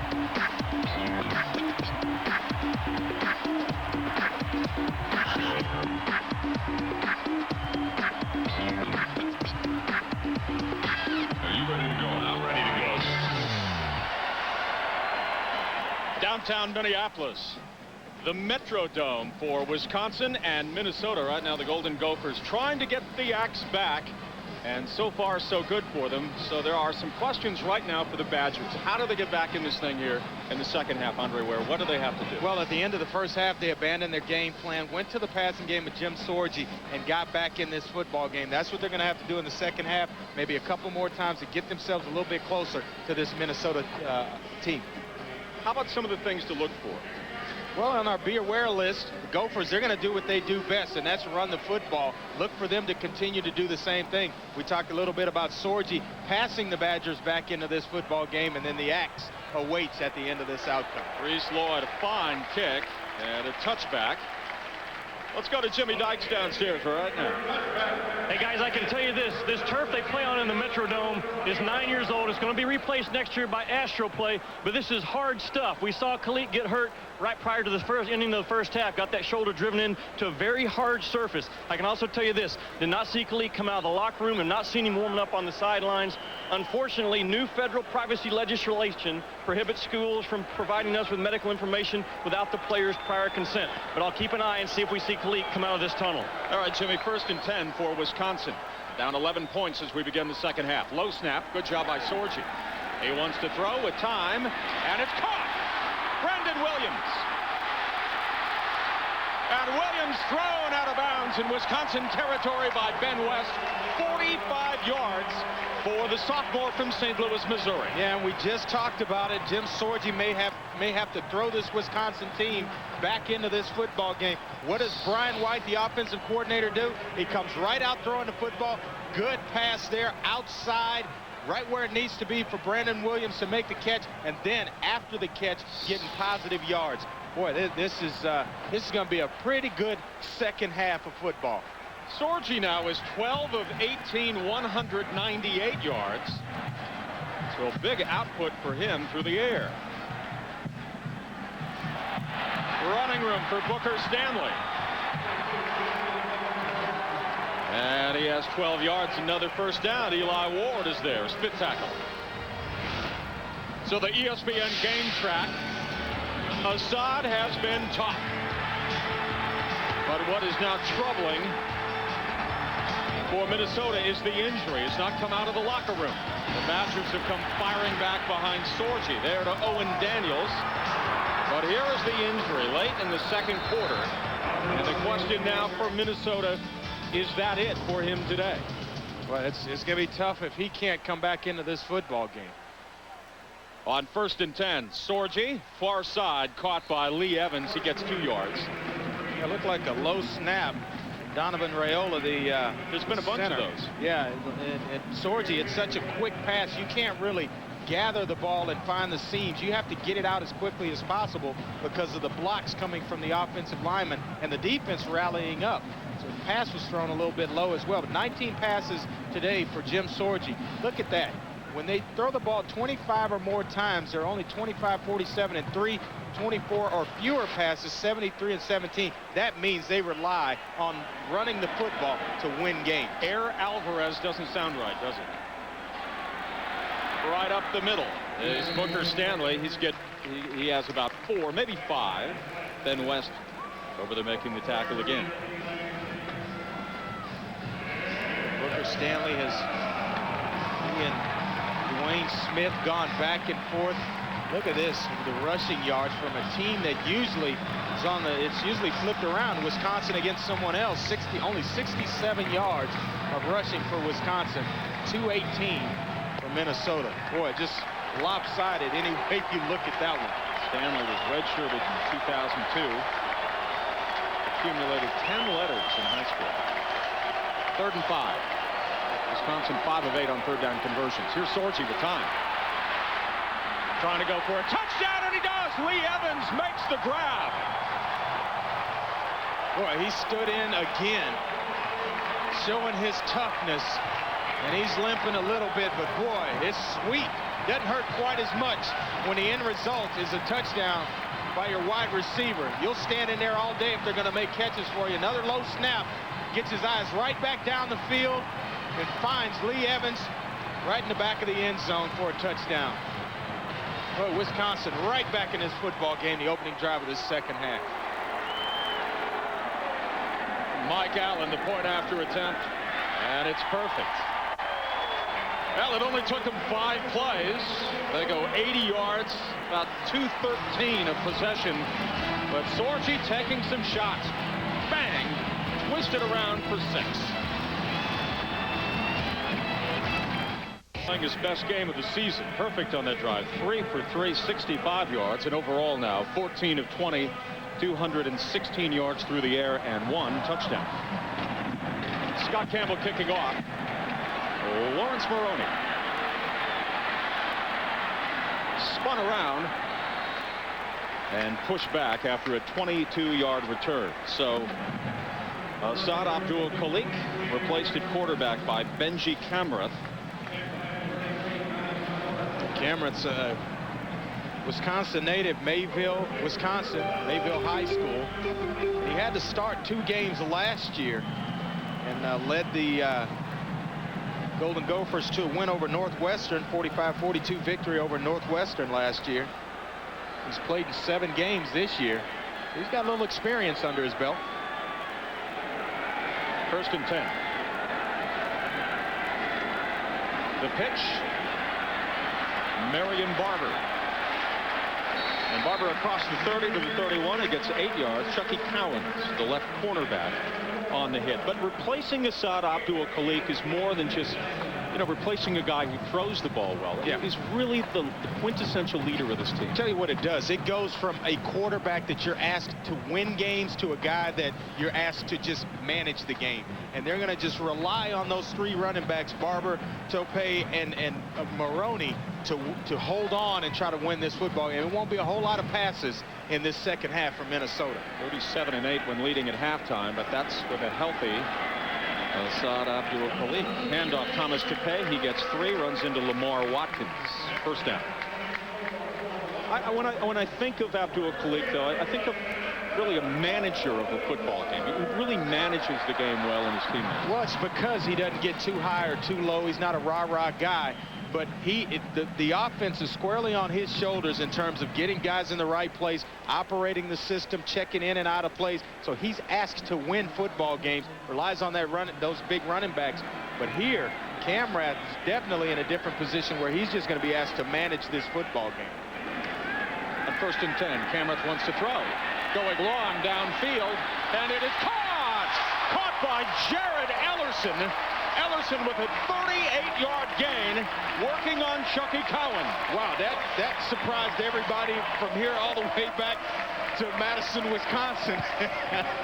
Boy, Benji Kamrath, he came in only completing 41% of his passes and 1 touchdown. But when you got a big guy like Jared Ellerson who gets open on the post route, and Wisconsin had so many guys around the line of scrimmage, he's got one-on-one coverage with Chucky Cowens. He's just by himself. Maroney. And down at the 26, Lamar Watkins from Mount Laurel, New Jersey, the linebacker. Boy, Kevin Cosgrove, the defensive coordinator, did not account for Benji Camara to go deep on him on that play early on first down, or actually second down. He goes up top, and here's Asad Abdul-Khalik, the Minnesota quarterback, coming back to the field, and that's not a good sign when you approach the field and your shoulder pads are off. 2nd and 9. Maroney. And Maroney heading the hole in a hurry, finds 9 yards. And another first down for Minnesota. Nice drive by the Golden Gophers. It really is, because when your leader on the offense goes down, you have to rely on something, have to rally around the rest of your guys. Everybody has to raise their level of play. And now it's Marion Barber, Thomas Tope. All these guys are getting in the mix here. Lawrence Maroney's going to have to step up as well and help out Benji Camara. It's like 3rd and about the length of the football. And good job by Wisconsin. I don't think he got it. Antosh Hawthorne and Jeff Mack are there. That's a heck of a tag team for this Wisconsin defense. As sure a tacklers as you will find. And he, in my opinion, Antosh Hawthorne's their best defensive lineman. I mean, he's got a tackle for a loss in every ball game this year, and he gets to the football.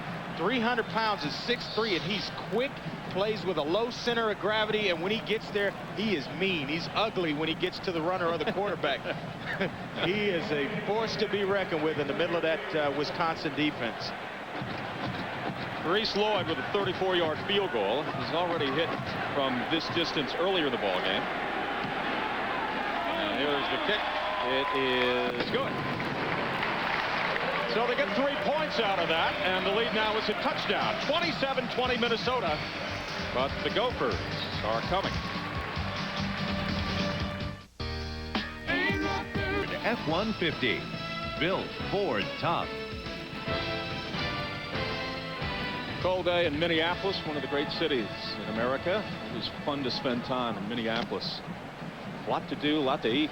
I'll tell you what, it gets so cold here, it just cuts right through. I don't even notice it. It's so much fun being here. I noticed it.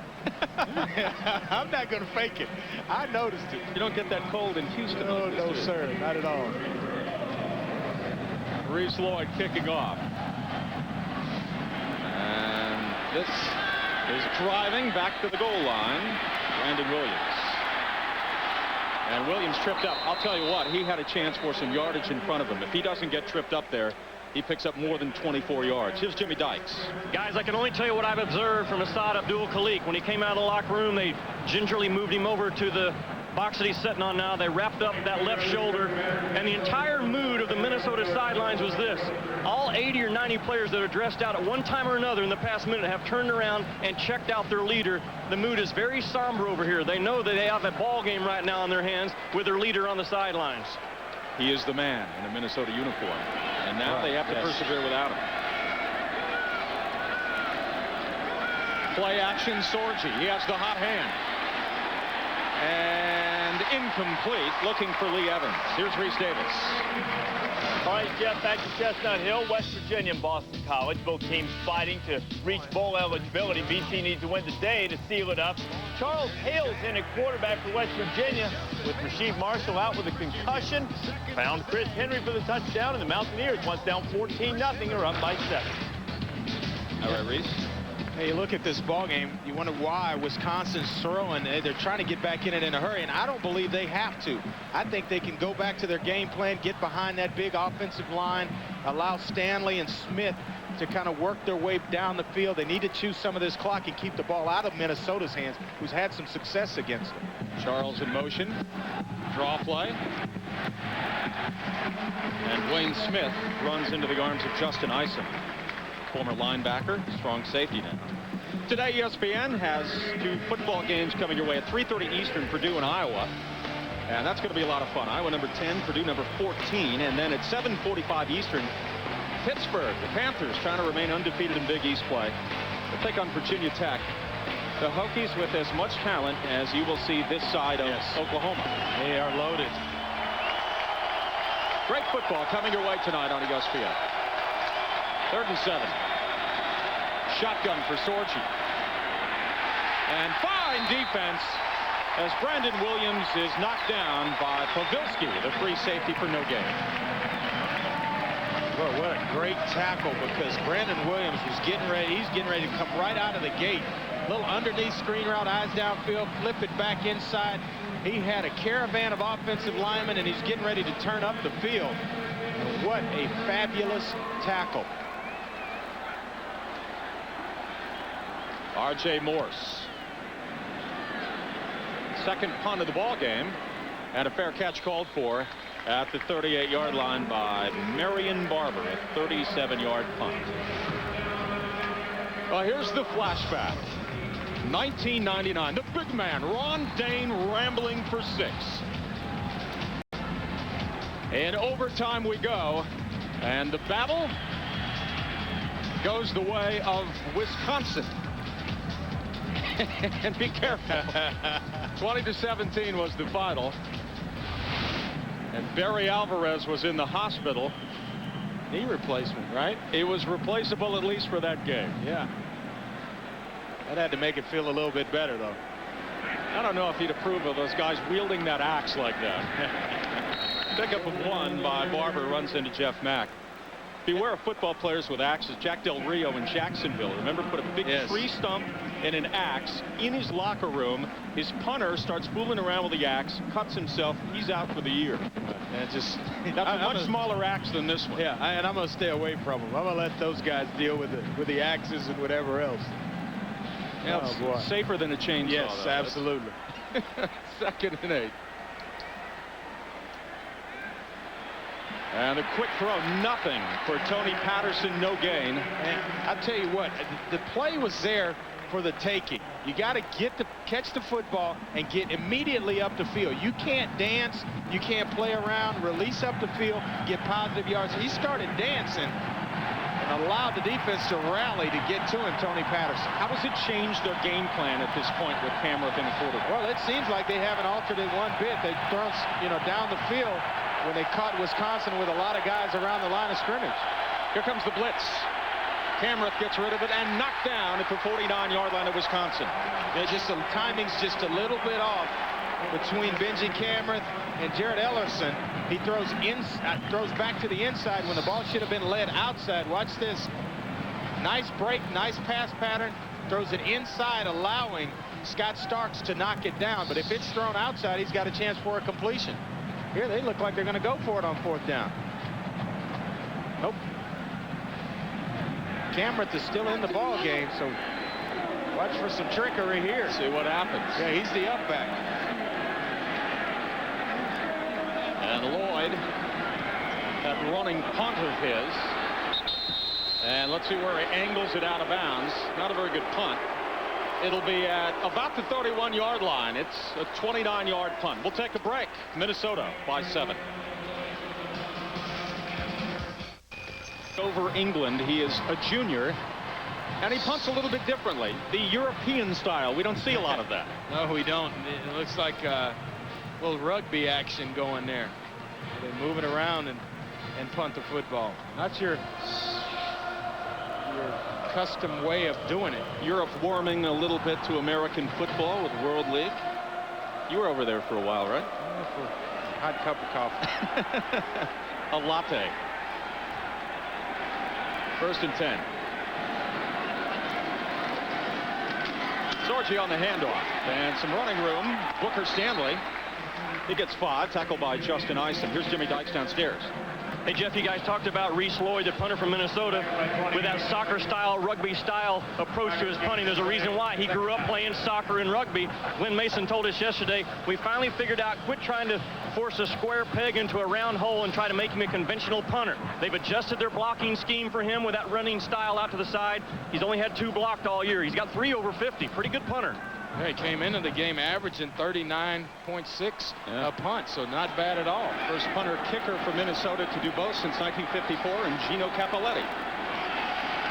They'll keep it on the ground, and down goes Booker Stanley for no gain. Good job by the defense for Minnesota. Ben West is over there. Boy, Ben West has played an outstanding game. The other outside linebacker, Terrence Campbell's been in on a lot of plays. You just don't talk enough about those big guys. Outside linebackers, Anthony Montgomery inside. Ben West from Appleton, which is famous for the fact that all NFL teams stay in Appleton when they play the Packers. 3rd and 5. From the shotgun. Sorgi, and it's complete. First down, Brandon Williams and more. And he is into Minnesota territory at the 48-yard line. He gets 20 yards. He beats Mike Wojciechowski. He gets matched up man-to-man. And Brandon Williams gets inside on a little crossing route. That is a tough pass pattern to defend. Right here, he's just outside, but that's the clear out to allow Brandon Williams to get open underneath. What do you make of formation? What do you make of them throwing the ball this much? I mean, the strength of Minnesota's defense is their secondary. Well, when you get behind, you gotta sometimes throw your way back into a football game and abandon your game plan or what you do best to get yourself back in this game. Air, Wisconsin. And penalty marker at the 35-yard line. Brandon Williams was the target, and Tremaine Banks may have his second interference penalty of this ball game. Yeah, he shoved him a little bit, and we talked with Greg Hudson, and he said this secondary was the strongest part of their defense. They weren't fast. They play good as a unit. Speed. Defense. Spot foul. Automatic first down. Let's go to Reese Davis now. Okay, Jeff, Jason White's taking a seat on the bench, so that just means Oklahoma will run Paul Thompson out there against Texas A&M, and Paul Thompson will run right into the end zone, basically unencumbered. A school record, 6 50-point games for the Sooners this year. Boy, they're piling it on. Norman, wow. On first down, here's the pitch. Booker Stanley cutting it in. He's to the 29-yard line. He gets 6. Darrell Reed tripped him up and saved about 15 or 20 more yards. Yeah, I'll tell you what, Brian White has found some weaknesses in this Minnesota defense in terms of they don't have a lot of speed in the secondary, so he's getting guys, the speedsters like Brandon Williams and Lee Evans, matched up in some man-to-man coverages dictated by formation. And boy, they are having some success. That's why Jim Sorge is throwing the football as much as he has in this game. Brian White, the offensive coordinator for Wisconsin, went to Harvard. Played quarterback there. Here's Sorgi handing the ball to Dwayne Smith. Smith gets 4. And now they're mixing it up with the run and the pass and letting that offensive line do their thing. And when you have some success running the football like Wisconsin's having, you're able to run a lot of play-action passes, and that holds the linebackers, and that's why the middle of the field and those crossing routes to Brandon Williams and Lee Evans and Darren Charles even getting in the mix, that's why they're open.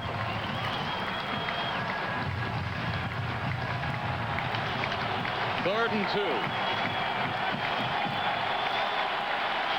Wisconsin trying to tie the ball game. On the ground and upended. A fine defensive play on Booker Stanley by Justin Isom, the hard-hitting strong safety. No gain. Boy, he has been the man on this Minnesota defense, knocking down passes, stopping touchdown passes. Watch him fill the lane here, and it's just me and you, and he gets lower at the point of attack. That's why a 5'8", 185-pound guy can tackle one that's 202. He gets his body lower, in position, wraps up, and brings down Booker Stanley.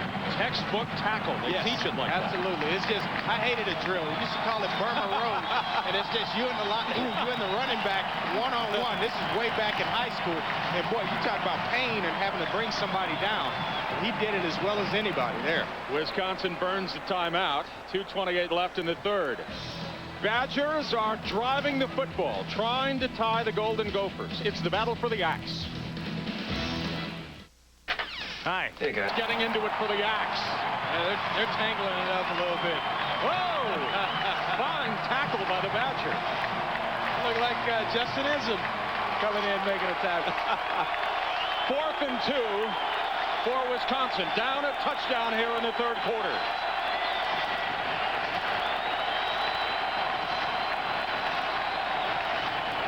Play action. Plenty of time. And incomplete. Penalty marker. 2 of them at the 5-yard line. Yuki Dozier working on Owen Daniels. And Lukey Dozier holds Owen Daniels, and he doesn't really have to. Sorgi's just trying to get rid of this football. It's going to be a pass interference for holding, and it's going to allow Wisconsin to continue this drive. They had Jim Sorgi right where they wanted him. Great coverage down the field. Owen Daniels. Pass interference, defense, 15 yards, previous spot. Automatic, first down. Owen Daniels had stopped his route. And look at him out here. He sees Sorgi trying to move around. He stopped. All of a sudden, there's the holding. He starts to try to take off again, and then Lukey Dozier's holding him. Officials are right there. Looked like a wrestling move over there. Yep. Third pass interference penalty against Minnesota in the ballgame.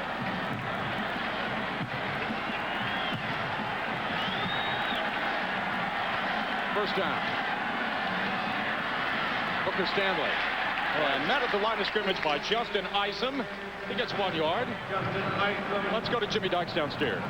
Guys, again, remember, they're playing for the right to take home Paul Bunyan's axe. Right now, it's in the hands of Wisconsin. Last night, after we interviewed quarterback Jim Sorgi from Wisconsin, we took the axe and laid it against the wall about like this.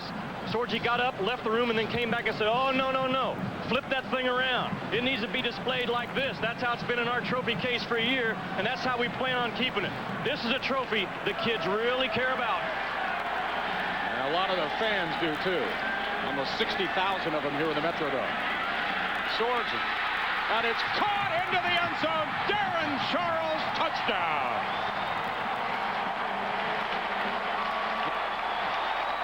Boy, what an excellent job with his eyes, Jim Sorgi. Jimmy Dykes talked about it.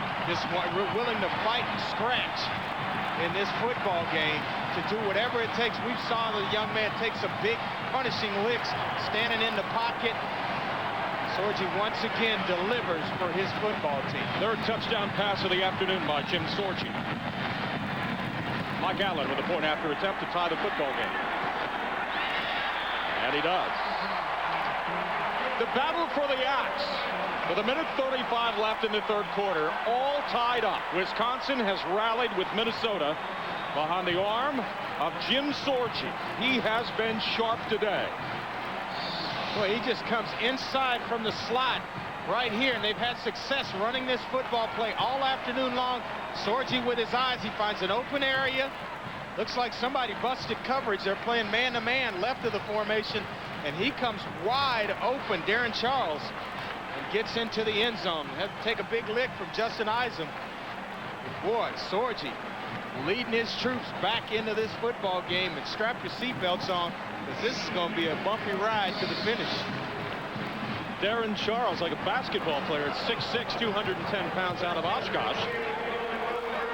And the scoring drive, that pass interference really was the trigger for the touchdown. And you make the excellent point. He didn't have to do that. No, he didn't, but he's getting into the end zone and fighting and scratching. Scott Campbell's kick, high and short, taken by Marion Barber. And Barber gang tackled at the 20-yard line. Each Sunday morning, join Chris Berman, Tom Jackson, Steve Young, and Chris Mortensen, along with Michael Irvin for NFL Countdown, brought to you by Old Spice at 11 a.m. Eastern. We'll have reports from all the games. We'll have up-to-the-minute news and stats, plus a weekly feature by John Madden. And everything you need right up to kickoff. The NFL Countdown, brought to you by Old Spice. You know, all the teams watch Countdown when they can. At breakfast on the road. On first down. It's Marion Barber. Barber hit by Ryan Aiello. Looks like the ball came loose, but they're going to rule it down. But you're talking about Wisconsin erasing an 18-point lead to get back in this game and tied up. They were down 24-6 at one point in this ball game. I don't know what that does for the Minnesota psyche, having lost the game in the fourth quarter to Michigan, came roaring back down from 31. Now your leader's out of the game. You got to rely on your backup. Boy, it's going to be tough trudging for this Minnesota team. And you couple that with the Assad Abdul-Khalik injury. Yes. 2nd and 8. Handoff right side. Lawrence Maroney, he gets 3 yards. Tackled by Jim Leonard. Down to 30 seconds left here in the third quarter. That's a pressure-packed situation to be in. You come in, you've been standing around most of the game, and now all of a sudden they're going to call on you to lead your team back into this football, or lead your team, try to get a lead and hold on. Going to let this one get into the fourth quarter. They're going to wait it out and go to the fourth quarter. The Badger Nation feeling it. They have rallied here in Minneapolis. Now they have tied the Golden Gophers. We head to the fourth quarter. The battle inside the Metrodome. Back for the fourth quarter, straight ahead. Season finale of Playmakers. Tuesday at 9 p.m. on... For the Golden Gophers, life without Assad Abdul Khalik, and that is a very tall order in this ball game because of what he means to this football team. Yeah, they're going to have to rally around the backup quarterback Benji Camrath and try to get back in this football game or establish a lead. It's going to be tough for Minnesota. Do you force Camrath to make some plays through the air here? I think so. I think he's going to have to at some point in the ball game. They're going to crowd the line of scrimmage and take away the run, force the ball into his hands and make some plays in the air. On 3rd and 4, Camrath batted down at the line of scrimmage by big Antaj Hawthorne. He knocked it down. It brings up 4th down. Boy, he is a presence in the middle of that Wisconsin defensive line. Always around the football. A dominant player. Played well as last year as well in the Alamo Bowl. So he is a force to be reckoned with. 13 tackles for a loss, 3 sacks. Leads the team in tackles for losses. And here's Reese Lloyd.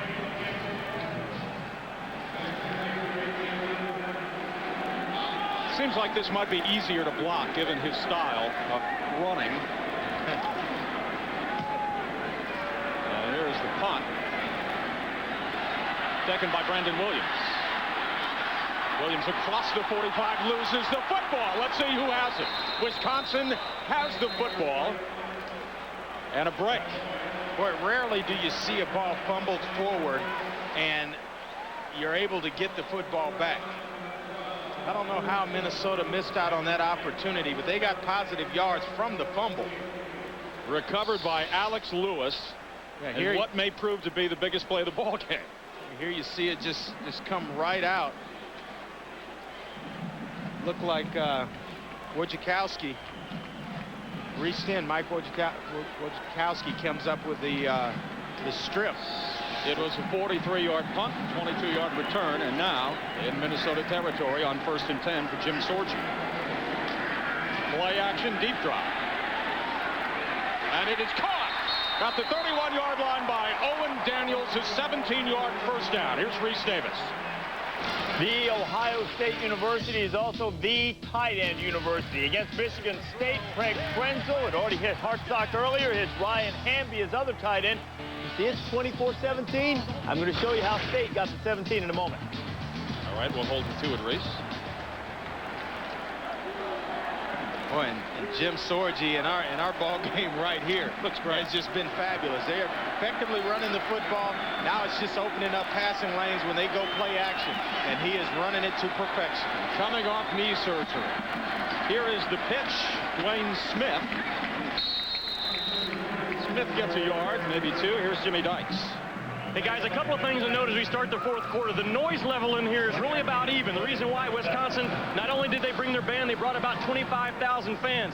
The other thing to note, Wisconsin awfully tough in the fourth quarter defensively. They've only given up 41 points in the last 12 fourth quarters they've played. The most scored against them this year is 7. Minnesota's got their hands full. All right, Jimmy, you mix that with the effective passing of Jim Sorgi, and you know it makes for a tough fourth quarter. Here's Sorgi, and it's picked off. Intercepted by Justin Isom. And Isom to the 40-yard line, the game's first turnover. Somebody broke a pass pattern off because I got to believe Sorgi was thinking the route was going to go outside, and it looked like 2 receivers cut into the middle of the field. Sorgi threw outside, and Justin Isom is right there waiting. He's looking outside all the way. Football's delivered. I don't know if Brandon Williams ran the wrong route or not. Lee Evans was already in that portion of the field. So I got to believe that Brandon Williams took the wrong approach here.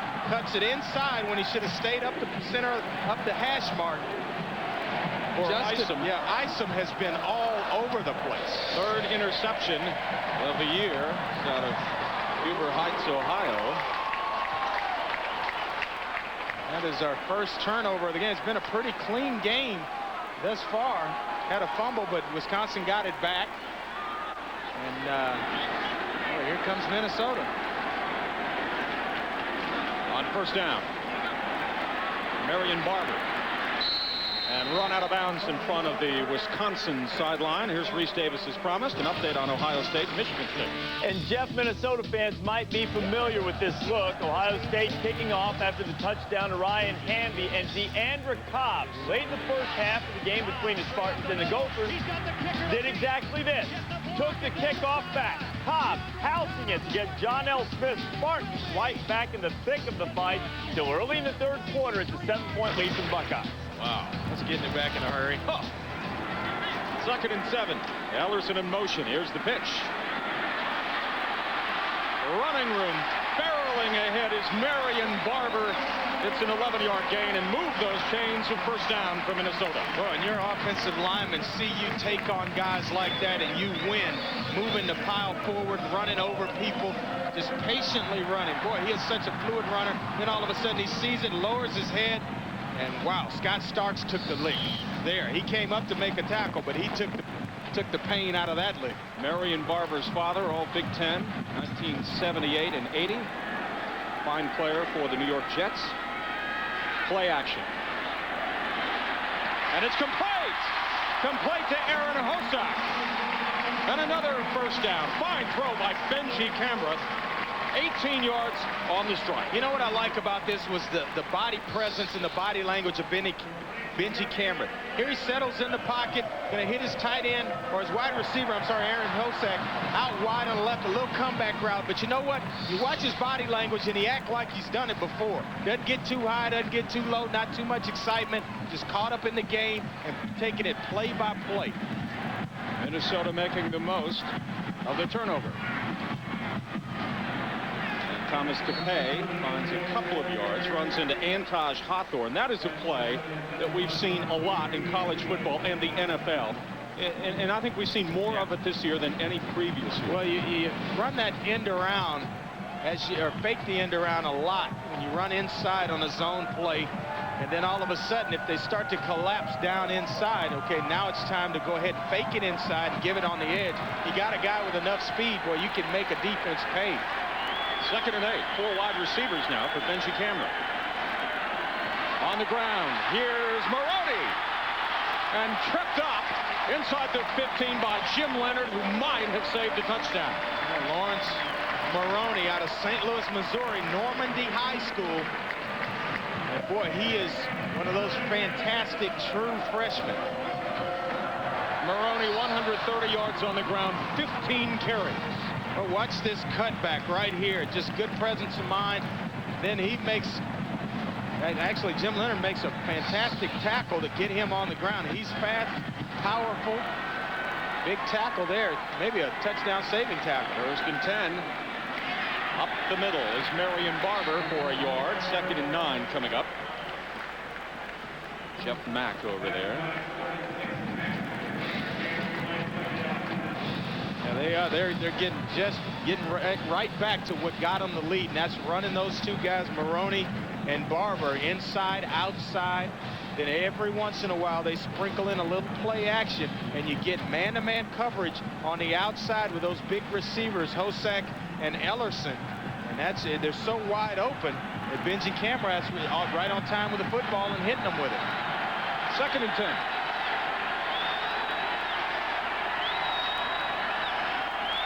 Camera, the shovel to Barber. Barber making the turn, trying to get into the end zone. Touchdown, Marion Barber and Minnesota. Yeah, he got to the pylon. And there's a missed tackle by Kareem Timbers, the outside linebacker, as well as Jeff Mack, the middle linebacker. And Marion Barber has a little shiftiness. make some guys miss, and then power to break through tackles and get to the pylon. Get Minnesota on this scoreboard again. Touchdowns for Barber, Tepe, and Maroney. All three of them have gotten in the end zone. The three-headed monster. Hat trick at the running back spot. Reese Lloyd is perfect on the point after. So Minnesota up by a touchdown. 7 plays, 60 yards.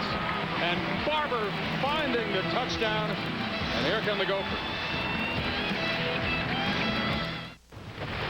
A cold day outside in Minnesota. Yeah, where's his sleeves? I mean, he's inside, but he needs some sleeves on. That young man's going to get the flu or something. Send him a jacket down there. Marion Barber.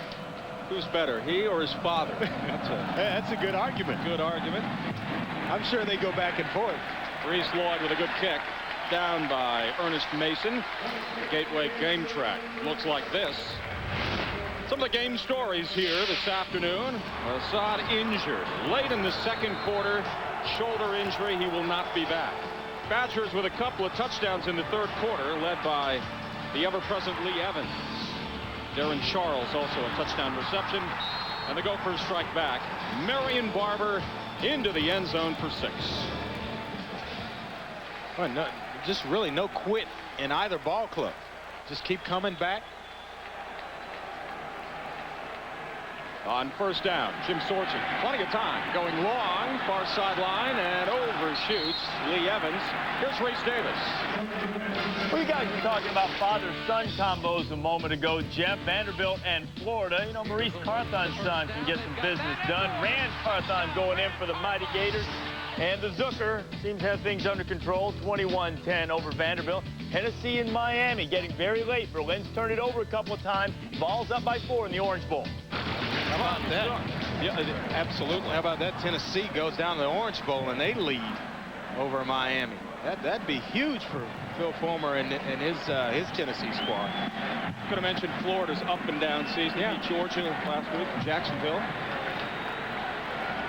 Draw play.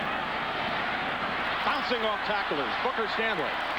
And brought down at the 25. He gets 5 yards. A reminder, ESPN has 2 great college football games coming your way. And it should be a lot of fun. 3:30 Eastern. Purdue and Iowa. Hawkeyes going to hang around to stay alive. The race for the Big Ten title. Pittsburgh and Virginia Tech coming up at 7:45. 34-27 our score here. But just amazing how the pressure keeps switching from one sideline to the other. Now the pressure is on Wisconsin to get something done in this drive. Big third down here for Wisconsin.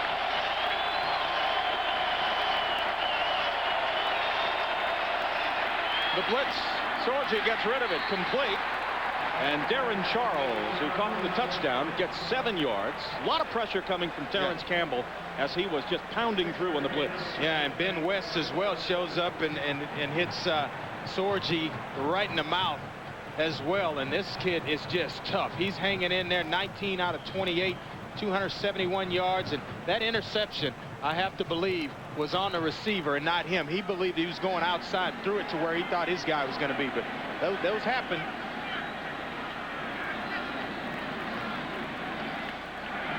Sorgi coming near side, and this time too tall for Darren Charles. Tell you what, Jim Sorgi is like a boxer with the number of shots he's taken. Well, he really has, and he gets in, he comes right, gets right back up. There he takes one not nearly as hard. They hit him on a run, and then there's one that he gets Ben all up. Look at that, Ben West on him, and here's the one right here. Oh, just twisted all up. Hurts all over. Boy, he's going to need a couple of massages when this baby is over with. Ice massage, everything. Wow, up to his neck. Look at that, 29 passes today.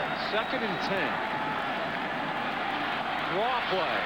Some running room that closes very quickly. Down at the 37 is Booker Stanley, hit by Ben West. Tackle number 8 for West, gain of 5. And we are inside at 10 minutes left in the ball game. He had a pretty good block there thrown by Morgan Davis, the left tackle, just driving his man off the line of scrimmage. And once again, Wisconsin's faced with that 3rd down and medium yardage to convert for a 1st down, keep this drive alive.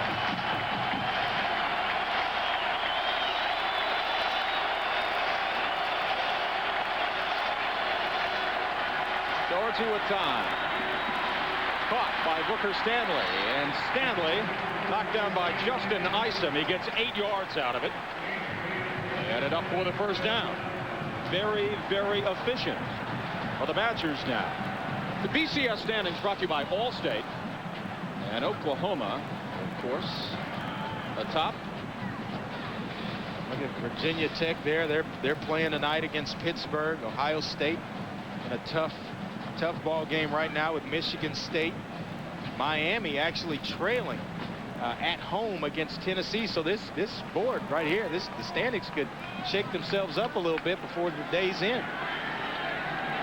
Want to stir a conversation, talk about the BCS these days. Here's Sorgi. And it is caught at the 34-yard line by Darren Charles. He is hurt. It's a 19-yard gain and a 1st down. Boy, he climbed the ladder for this pass, and I thought it was going to be a fantastic reception. He's 6'6". Keep that in mind. This ball's thrown really high. Did he? He goes up at the highest point, and all right. Oh, just hang on to it when you get down. Roughing the passer. Defender once to the head. 15-yard penalty. Automatic 1st down. He said that with some authority, which means he didn't like the way Jim Sorgi was hit. Sorgi's kind of got some cobwebs. Take a look at this right here, a little late. Right, Terrence Campbell, a little late on Jim Sorgi. Pass is gone. Got to pull up. Went right at his head. Minnesota hurt by penalties now. Yes, they've had a few drives that have continued because of penalties. Look at this for the day. 6 penalties, 67 yards, and a couple of those were on 3rd downs that kept drives alive for Wisconsin. And of those 6 penalties, 3 of them have been pass interference. That's right. For 1st down. 1st and 10. Running room.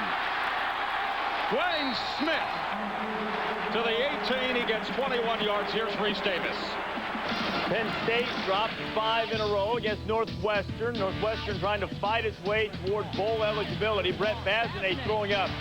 You know what? This thing has been, that's the kind of year it's been for Penn State. Yaakov Yisrael tipped it, Brandon Horn grabbed it, and the Wildcats have a 14-7 lead. How about that? Wow. Penn State, I mean, they can't win for losing down there. Just tough on Joe Paterno and that Penn State program right now. 1st down. And they will stop it. And that's going to be a motion penalty that will go against Wisconsin. One of those old false starts. Fire the snap, false start offense. 5-yard penalty. 1st down. First penalty of the ball game for Wisconsin and Barry Alvarez. Yep. Minnesota's going to have to stiffen up defensively. This drive's been a pretty good mixture by Brian White, the offensive coordinator for Wisconsin. Getting Sorgi involved in the passing game and then running Smith and Booker Stanley.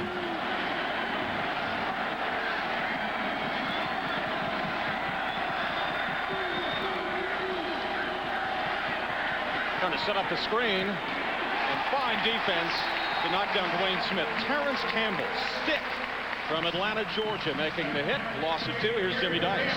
Hey, guys, we don't hear enough sometimes about the big eaters up front. I'm talking about Wisconsin's Mike Lorenz, the right tackle.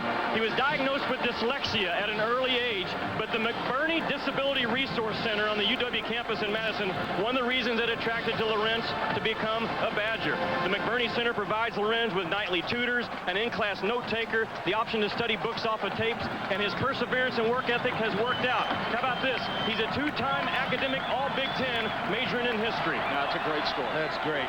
That is fabulous. 2nd and long. Sorgi stepping up. Man out there. Touchdown, touchdown, Wisconsin. Owen Daniels, his second touchdown catch of the afternoon. Yeah, you said the second touchdown. It looked like the same identical play that he scored on before in the first half. Right before halftime, Jim Sorgi uses his eyes, holds the linebackers, and all of a sudden, Owen Daniels is wide open again down the middle of the field. Is no one picking him up? I guess not.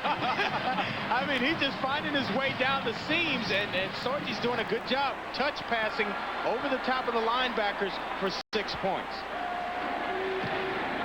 And Mike Allen ties up the football game. It's Jim Sorgi's afternoon, 22 of 33, 303 yards, 4 touchdowns, and 1 pass interception, the latest to Owen Daniels. They called the Bills, the pride of Naperville, Illinois, his second touchdown. And check out how this game has gone. Boy, it's just been back and forth. You know, you mentioned the fact about a heavyweight fight. We got one right here in front of us. Daniels, he came to Wisconsin as a highly regarded quarterback and made the switch to tight end receiver. Here comes Maroney. Good special teams play at the 21-yard line. On the first touchdown pass, Owen Daniels lined up right in here as a regular tight end. They do a fabulous job of motioning him across the formation. He'll release right up the middle of the field. The free safety is late getting there, and that's why Jim Sorgi has the presence in mind to make that throw, and he's right on time with the football for a touchdown. Free safety's a little late getting over the top. The linebacker, Ben West, has got to do a better job of holding up Owen Daniels, the tight end. Coming into this game, would you have guessed Sorgi would throw for over 300 yards? First down. Marion Barber gets 3. It'll bring up 2nd and 7, stopped by Jim Leonard. Here's Jimmy Dykes. Hey, guys, remember 2 possessions ago when Jim Sorgi threw an interception? When he came off the field, all I heard the Wisconsin coaches telling him was, forget about it, it's over. Then he comes back out and leads him on a touchdown drive. Andre, you and I talked about it yesterday. The importance of a short memory for a quarterback. Talk about it. Well, the good ones forget in a hurry, and you can't get too high when you throw throw a touchdown. You can't get too low when you throw an interception. You've got to keep an even keel about you. On 2nd and 7, Lawrence Maroney. Kareem Timbers from Chicago, the linebacker. Pick up about a yard. Yeah, just hitting on, again, what Jimmy was talking about, you know, with quarterbacks. If you get hung up on a mistake that you made, you don't want one mistake to lead you into 2 and 3. That's why quarterbacks have to forget it. It's like a cornerback getting beat for a touchdown. You got to forget it and line up on that island again, over and over and over again. Except as a quarterback, you're going to get the ball in your hands every snap that you're on the field. So you better forget about it in a hurry. The sound bouncing off the ceiling here at the Metrodome. 3rd and 6. Play action, the handoff to Ellerson. And Ellerson should have enough for the first down. He gets 8 yards. Great second effort by Jared Ellerson. Well, they run that little fake inside to the tailback and the wide receiver on an end around. Here you see it, the fake inside to Barber. And then Ellerson, he's as good as the other 3 running backs they have in terms of picking up blocks and making cuts, because most guys will try to string that out and they get no yards whatsoever. He picks up nice blocks in front of him, cuts back up and inside for positive yards. Averaging 6 yards per carry. So first down for the Golden Gophers. Marion Barber tripped up. Loss of 1. Ryan Aiello. Tackle number 7. Yeah, he's 4th on the team in tackles. Good open field tackle after last year leading the team with 105 tackles. But watch this. Barber's a tough guy to get down. What do? If I have to, I got to grab him around the shoelaces, the ankles, whatever I got to do to get this guy on the ground. Ryan Aiello, Oceanside, California. He's a surfer, too. Check out that hairdo. Got that look. 2nd and 11. Camera, and it's incomplete. He wanted Jared Ellerson, so that'll bring up third down. And maybe the most important element of this football game right now, Andre, has to be keep the ball out of the hands of the red-hot Jim Sorge. Yeah, and you got to move the chains and get some points on the board because your defense taking it on the chin a little bit in this second half. Jim Sorge, like you mentioned, Jeff, with a hot hand. Got to convert third downs there. I thought he was just trying to throw a little hitch route. He got caught in the gray area, whether it was press coverage, converted to a fade, or hitch it up. Camera threw the hitch. 3rd and 11. Camera going long, hanging it up, and it's incomplete. Aaron Hosack was trying to make a leaping grab in front of the Wisconsin sideline. That was the receiver in coverage, Brandon Williams, doubling over to play defensive back, and he's had a pretty good game on the offensive side of the ball as well. He goes out into coverage in nickel package and did a pretty good job. Little at the Angelo Hall here. Yeah, he wins in Minnesota. You're going up, a little high jump action there, and does a fabulous job of knocking the ball away.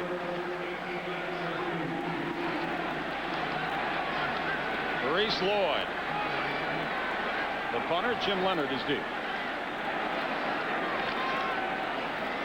Running punt, end over end, and here's Leonard. Watch out, and Leonard giving Wisconsin excellent field position at their 41-yard line. It's a 48-yard punt and a 23-yard return. Thomas Tepe on the tackle. The Axe, where will it go for 2003-2004? See what we got today. 48 by the National W Club, the Wisconsin letter winners. And this has been one of the better games in the series. That young man there wishes he could get back on the field. Jim Sorge with 1st and 10, all tied up late in the 4th quarter. Rolling is Sorge, and just throwing the ball out of bounds. A lot of pressure coming from Ben West. Let's go to Reese Davis. All right, Jeff, Boston College's fine tight end Sean Ryan. He just caught his 2nd touchdown pass of the day to bring the Eagles within 7 of West Virginia. A little short kickoff, and Adam Jones. Oh, see that stiff arm. And now Adam Jones is logged on, and he is part of the Gone Network. Mountaineers on the road, up by 2 touchdowns, and it's getting late. Great speed by Jones, blowing by everybody. 2nd and 10 in Minneapolis for Wisconsin.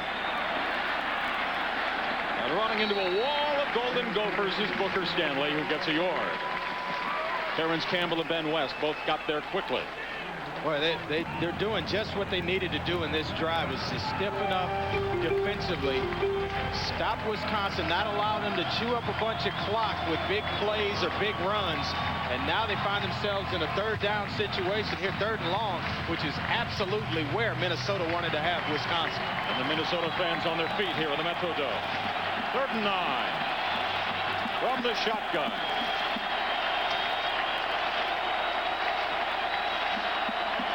Blitz.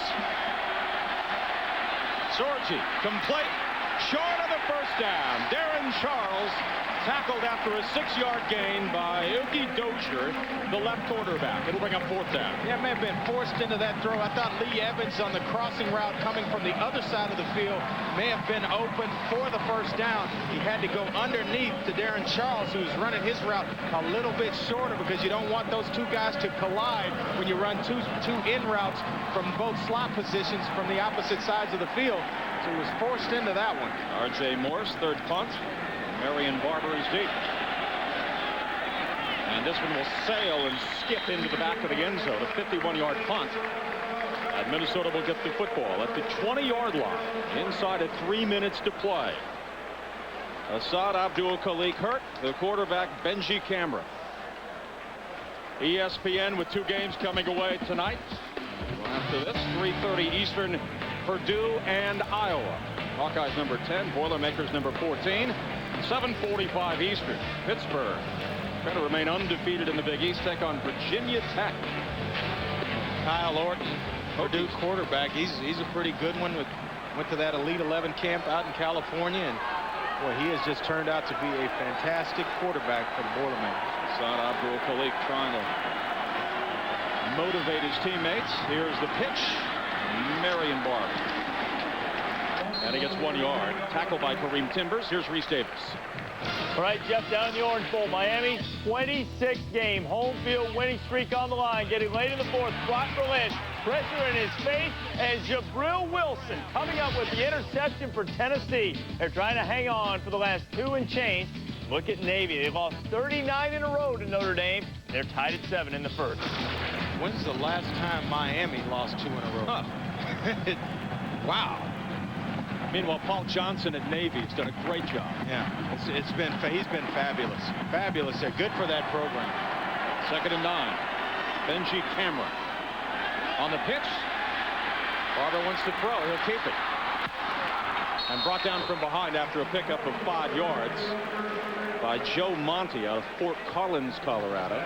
It looked like he wanted to throw back to his quarterback. And one of the defensive linemen, Darius Jones, peeled off to cover up Benji Camrath, and then that forced Marion Barber to have to keep the football. You like trickery at this point of the game? Whatever you can do to get on the scoreboard. He did the smart thing. He got out of bounds to stop the clock, though, so that worked in his favor. Brings up third down and short. 3rd and 3. Tied at 34.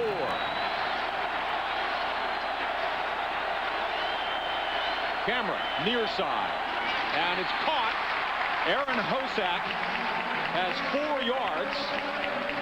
And Scott Starks on the stop, so it's a first down for Minnesota with 1:55 left. Yeah, they walked the linebackers up as if they were going to blitz. They had man-to-man coverage across the board. Had Jim Leonard lined up over the slot in man coverage, and just a good job, little 5-yard quick 3-step drop for a completion and a first down. Benji Camrath in relief of Asad Abdul-Khalik, who was hurt late in the 2nd quarter. On the ground. Nothing. No gain for Marion Barber. Yeah, they're going to keep it safe, especially on this portion of the field, Minnesota offensively, because you got your backup quarterback in the game. You don't want him to you don't want to do too much with him. You're going to make some safe throws, run the football effectively, use your timeouts, and try to work your way down the field to at least get yourself in field goal range. Timeout for Minnesota. Barber 24 carries, 114 yards. Maroney 14 carries, 132 yards. Can't say enough about the Minnesota offensive line. They're a lot of fun to watch. Undersized, and you talk about a unit that works well together. I mean, they just don't make any mistakes. Yeah, they don't knock people off the ball and just line up and play smash mouth. They use a lot of angles, blocking techniques, line splits to create those angles. And they've got mobile linemen. Greg Esslinger, he pulls a lot. They ask a lot out of the tackles in terms of pulling and getting in front of their running backs. So they're very mobile. You kind of watch the Denver Broncos and their approach to things offensively. That's the similarities between Minnesota and the Broncos along that offensive line. Do you like small offensive lines as a quarterback? Well, I know the defensive linemen don't like it because they want to know a big guy is in front of them and he's there and they know exactly where he is. They don't want to have to play off a block and all of a sudden here comes somebody that they're not accounted for. So it's tough on a defensive line to block against those to hold up against those quick, fast offensive linemen. 2nd and 9. Minute 46 left.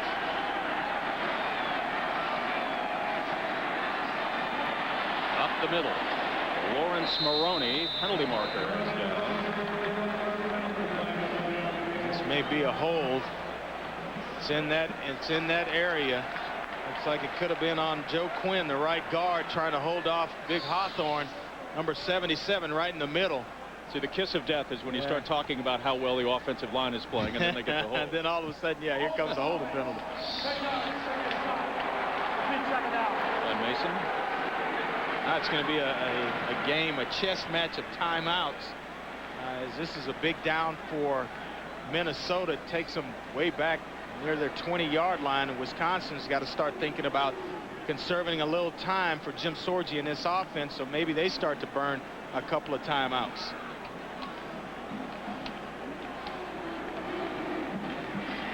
Oh, what a good football game, though. I mean, it's just been back and forth.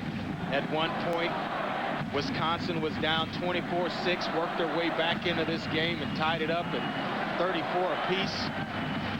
Boy, good football between these two schools. The most played rivalry in NCAA Division I football. To the near side, across the 30 is Lawrence Maroney. That's about 10 yards.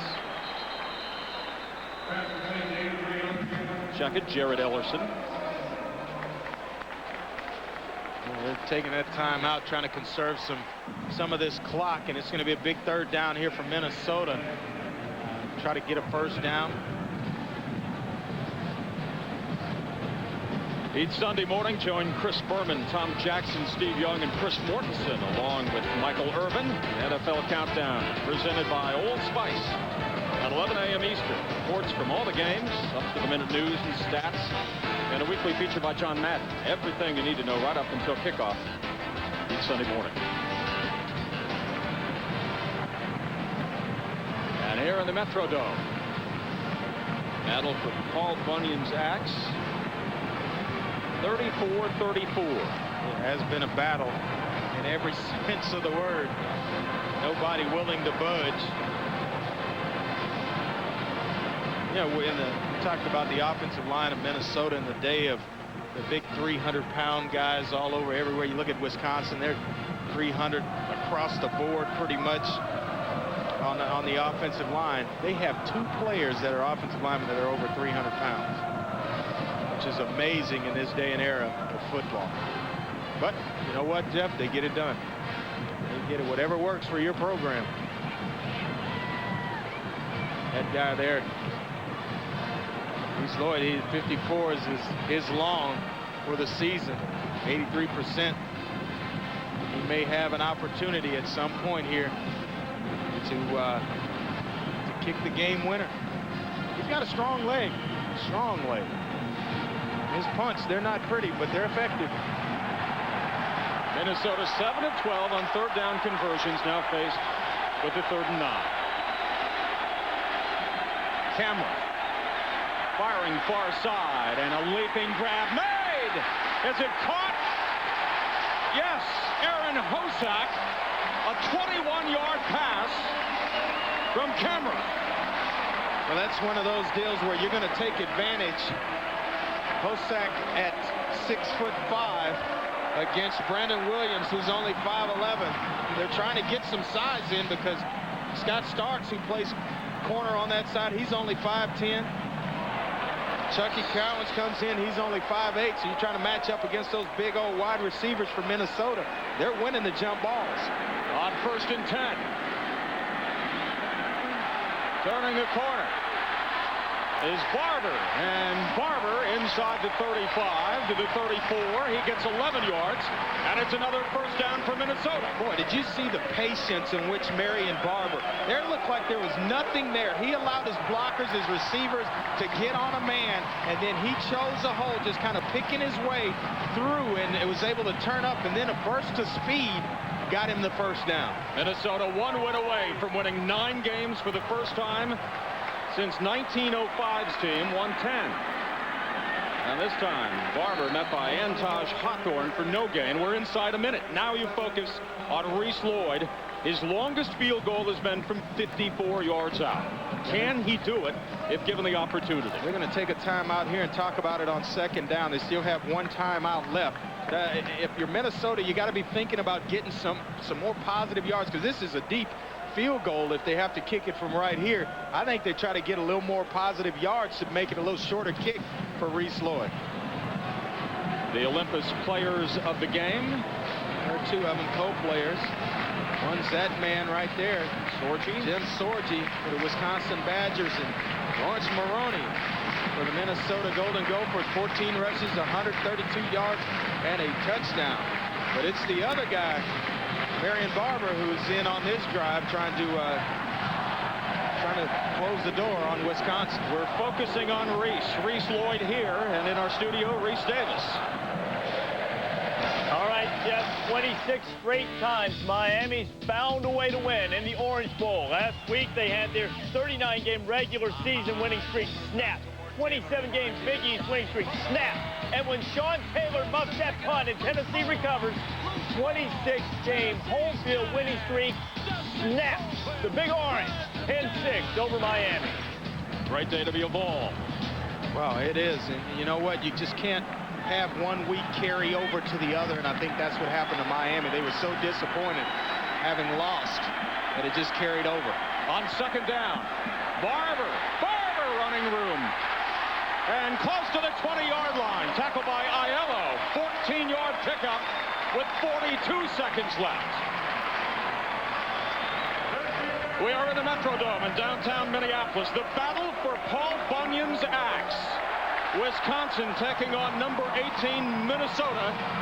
We're all tied up at 34. Boy, it has been some football game. Back and forth. Amazing. On first down, Maroney, the freshman, he gets 3. It'll bring up 2nd and 7. And our co-player of the game, once Maroney gets in to give Marion Barber a spell, they're thinking about letting it wind down, and this is let it wind down about 7 seconds here. This will be about a 36-yard field goal attempt by Reese Lloyd. He is hit from 34 and 34 in this game. I never believed in doing that in terms of taking the clock down to 1 second when you're going to kick a field goal on second down. Here's the reason why. If you fumble the snap, you still have a time. You take it down, but if you fumble the snap, you can still maybe you got enough time to line up and kick it. Again, if it goes down to 1 second here and you fumble the snap, it's going into overtime. So yeah. I never believed in taking it all the way down like that. Reese Lloyd. Yeah, hit or miss right now. The axe on his shoulders right now.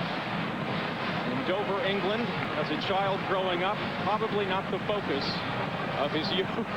Paul Bunyan's axe. Yeah. You know, the point I was trying to make is that maybe you can get up on second down, you get to third, you can clock it, and you still got time to line up and kick the field goal. Here, if you run it all the way down to 1 second, you fumble the snap or mishandle the snap, it's over with. Or we're going to overtime. 10-12 on the season for Lloyd. I passed you a note a long time ago with OT on it. What do you think? You still feel that in your bones? I don't know. Maybe. Who knows? We're going to see here in a second.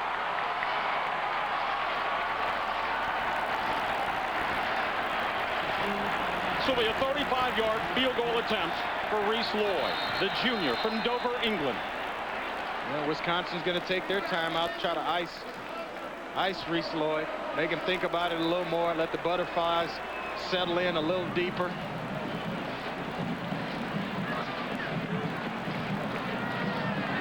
Tell you what, nobody really wants to say much to him right now. Like a pitcher who's lonely. It's lonely. Pitcher who has a no-hitter going. That's and right. You don't say anything to him. Just get out of his way. They will love him if he hits this baby. Nobody will say anything. They'll put their helmets on if he's off just a bit, get ready to go back to work for overtime.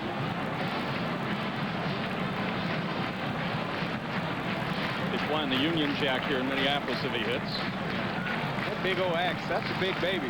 About 6'5". About 6'5", the axe. I think Johnny Tyus, our director, he fed Blue. He fed Paul Bunyan's pet. Everybody on their feet at the Metrodome. Yeah.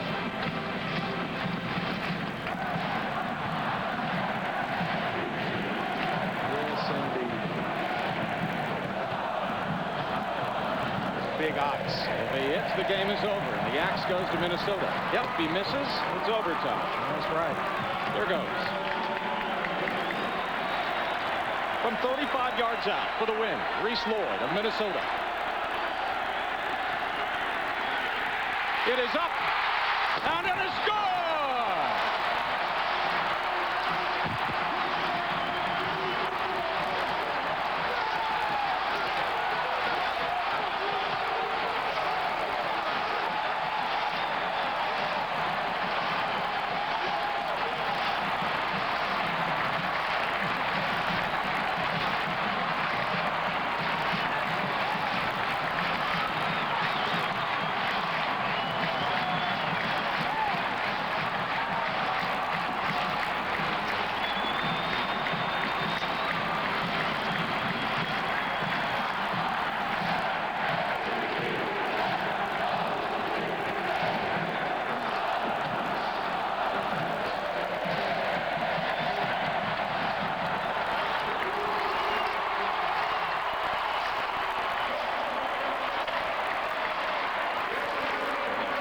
One of the great trophies in all of college sports. Unbelievable. Paul Bunyan's axe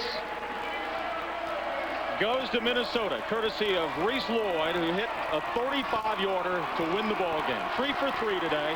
He hits from 35, 34, and 34. Let's go downstairs to Jimmy Dykes. Coach, you lose your quarterback right before the half. What'd you tell your team in the locker room to keep their morale up? Well, you know, we got a great kid in Benji Cameron. A year ago, he had to come off the bench and play for us. He's a Wisconsin kid, and he's one of those kids that I wish he was coming back next year because he's playing behind a heck of a quarterback. But we had all the faith in the world in him. What'd you tell Reese Lloyd prior to that last field goal? I always kid him in practice. I said, if you make the field goal, I'll buy pizza. I told him I'd buy pizza for the whole team if you made this one. That's going to cost you some money. That's all right. How important is it to take that axe from Wisconsin sidelines and bring it back to yours? Look at it. That's how important it is. I mean, we experienced that last year. We got it back this year, and we're just enjoying. Hey, 9th victory. Ain't all bad, huh? Good job. Since 1905. And you played a tougher schedule. They beat 2 high school teams back then. Exactly right. Don't forget that. All right, Coach, congratulations. Thank you. Jimmy and Coach, thank you. Andre Ware, final thoughts? Just a fantastic ball game. Both teams played to the bitter end. Minnesota had the last chance at it and capitalized, moved the football down the field, did an excellent job of winning. Minnesota has defeated Wisconsin 37-34. The Axe lives in Minneapolis for a year. This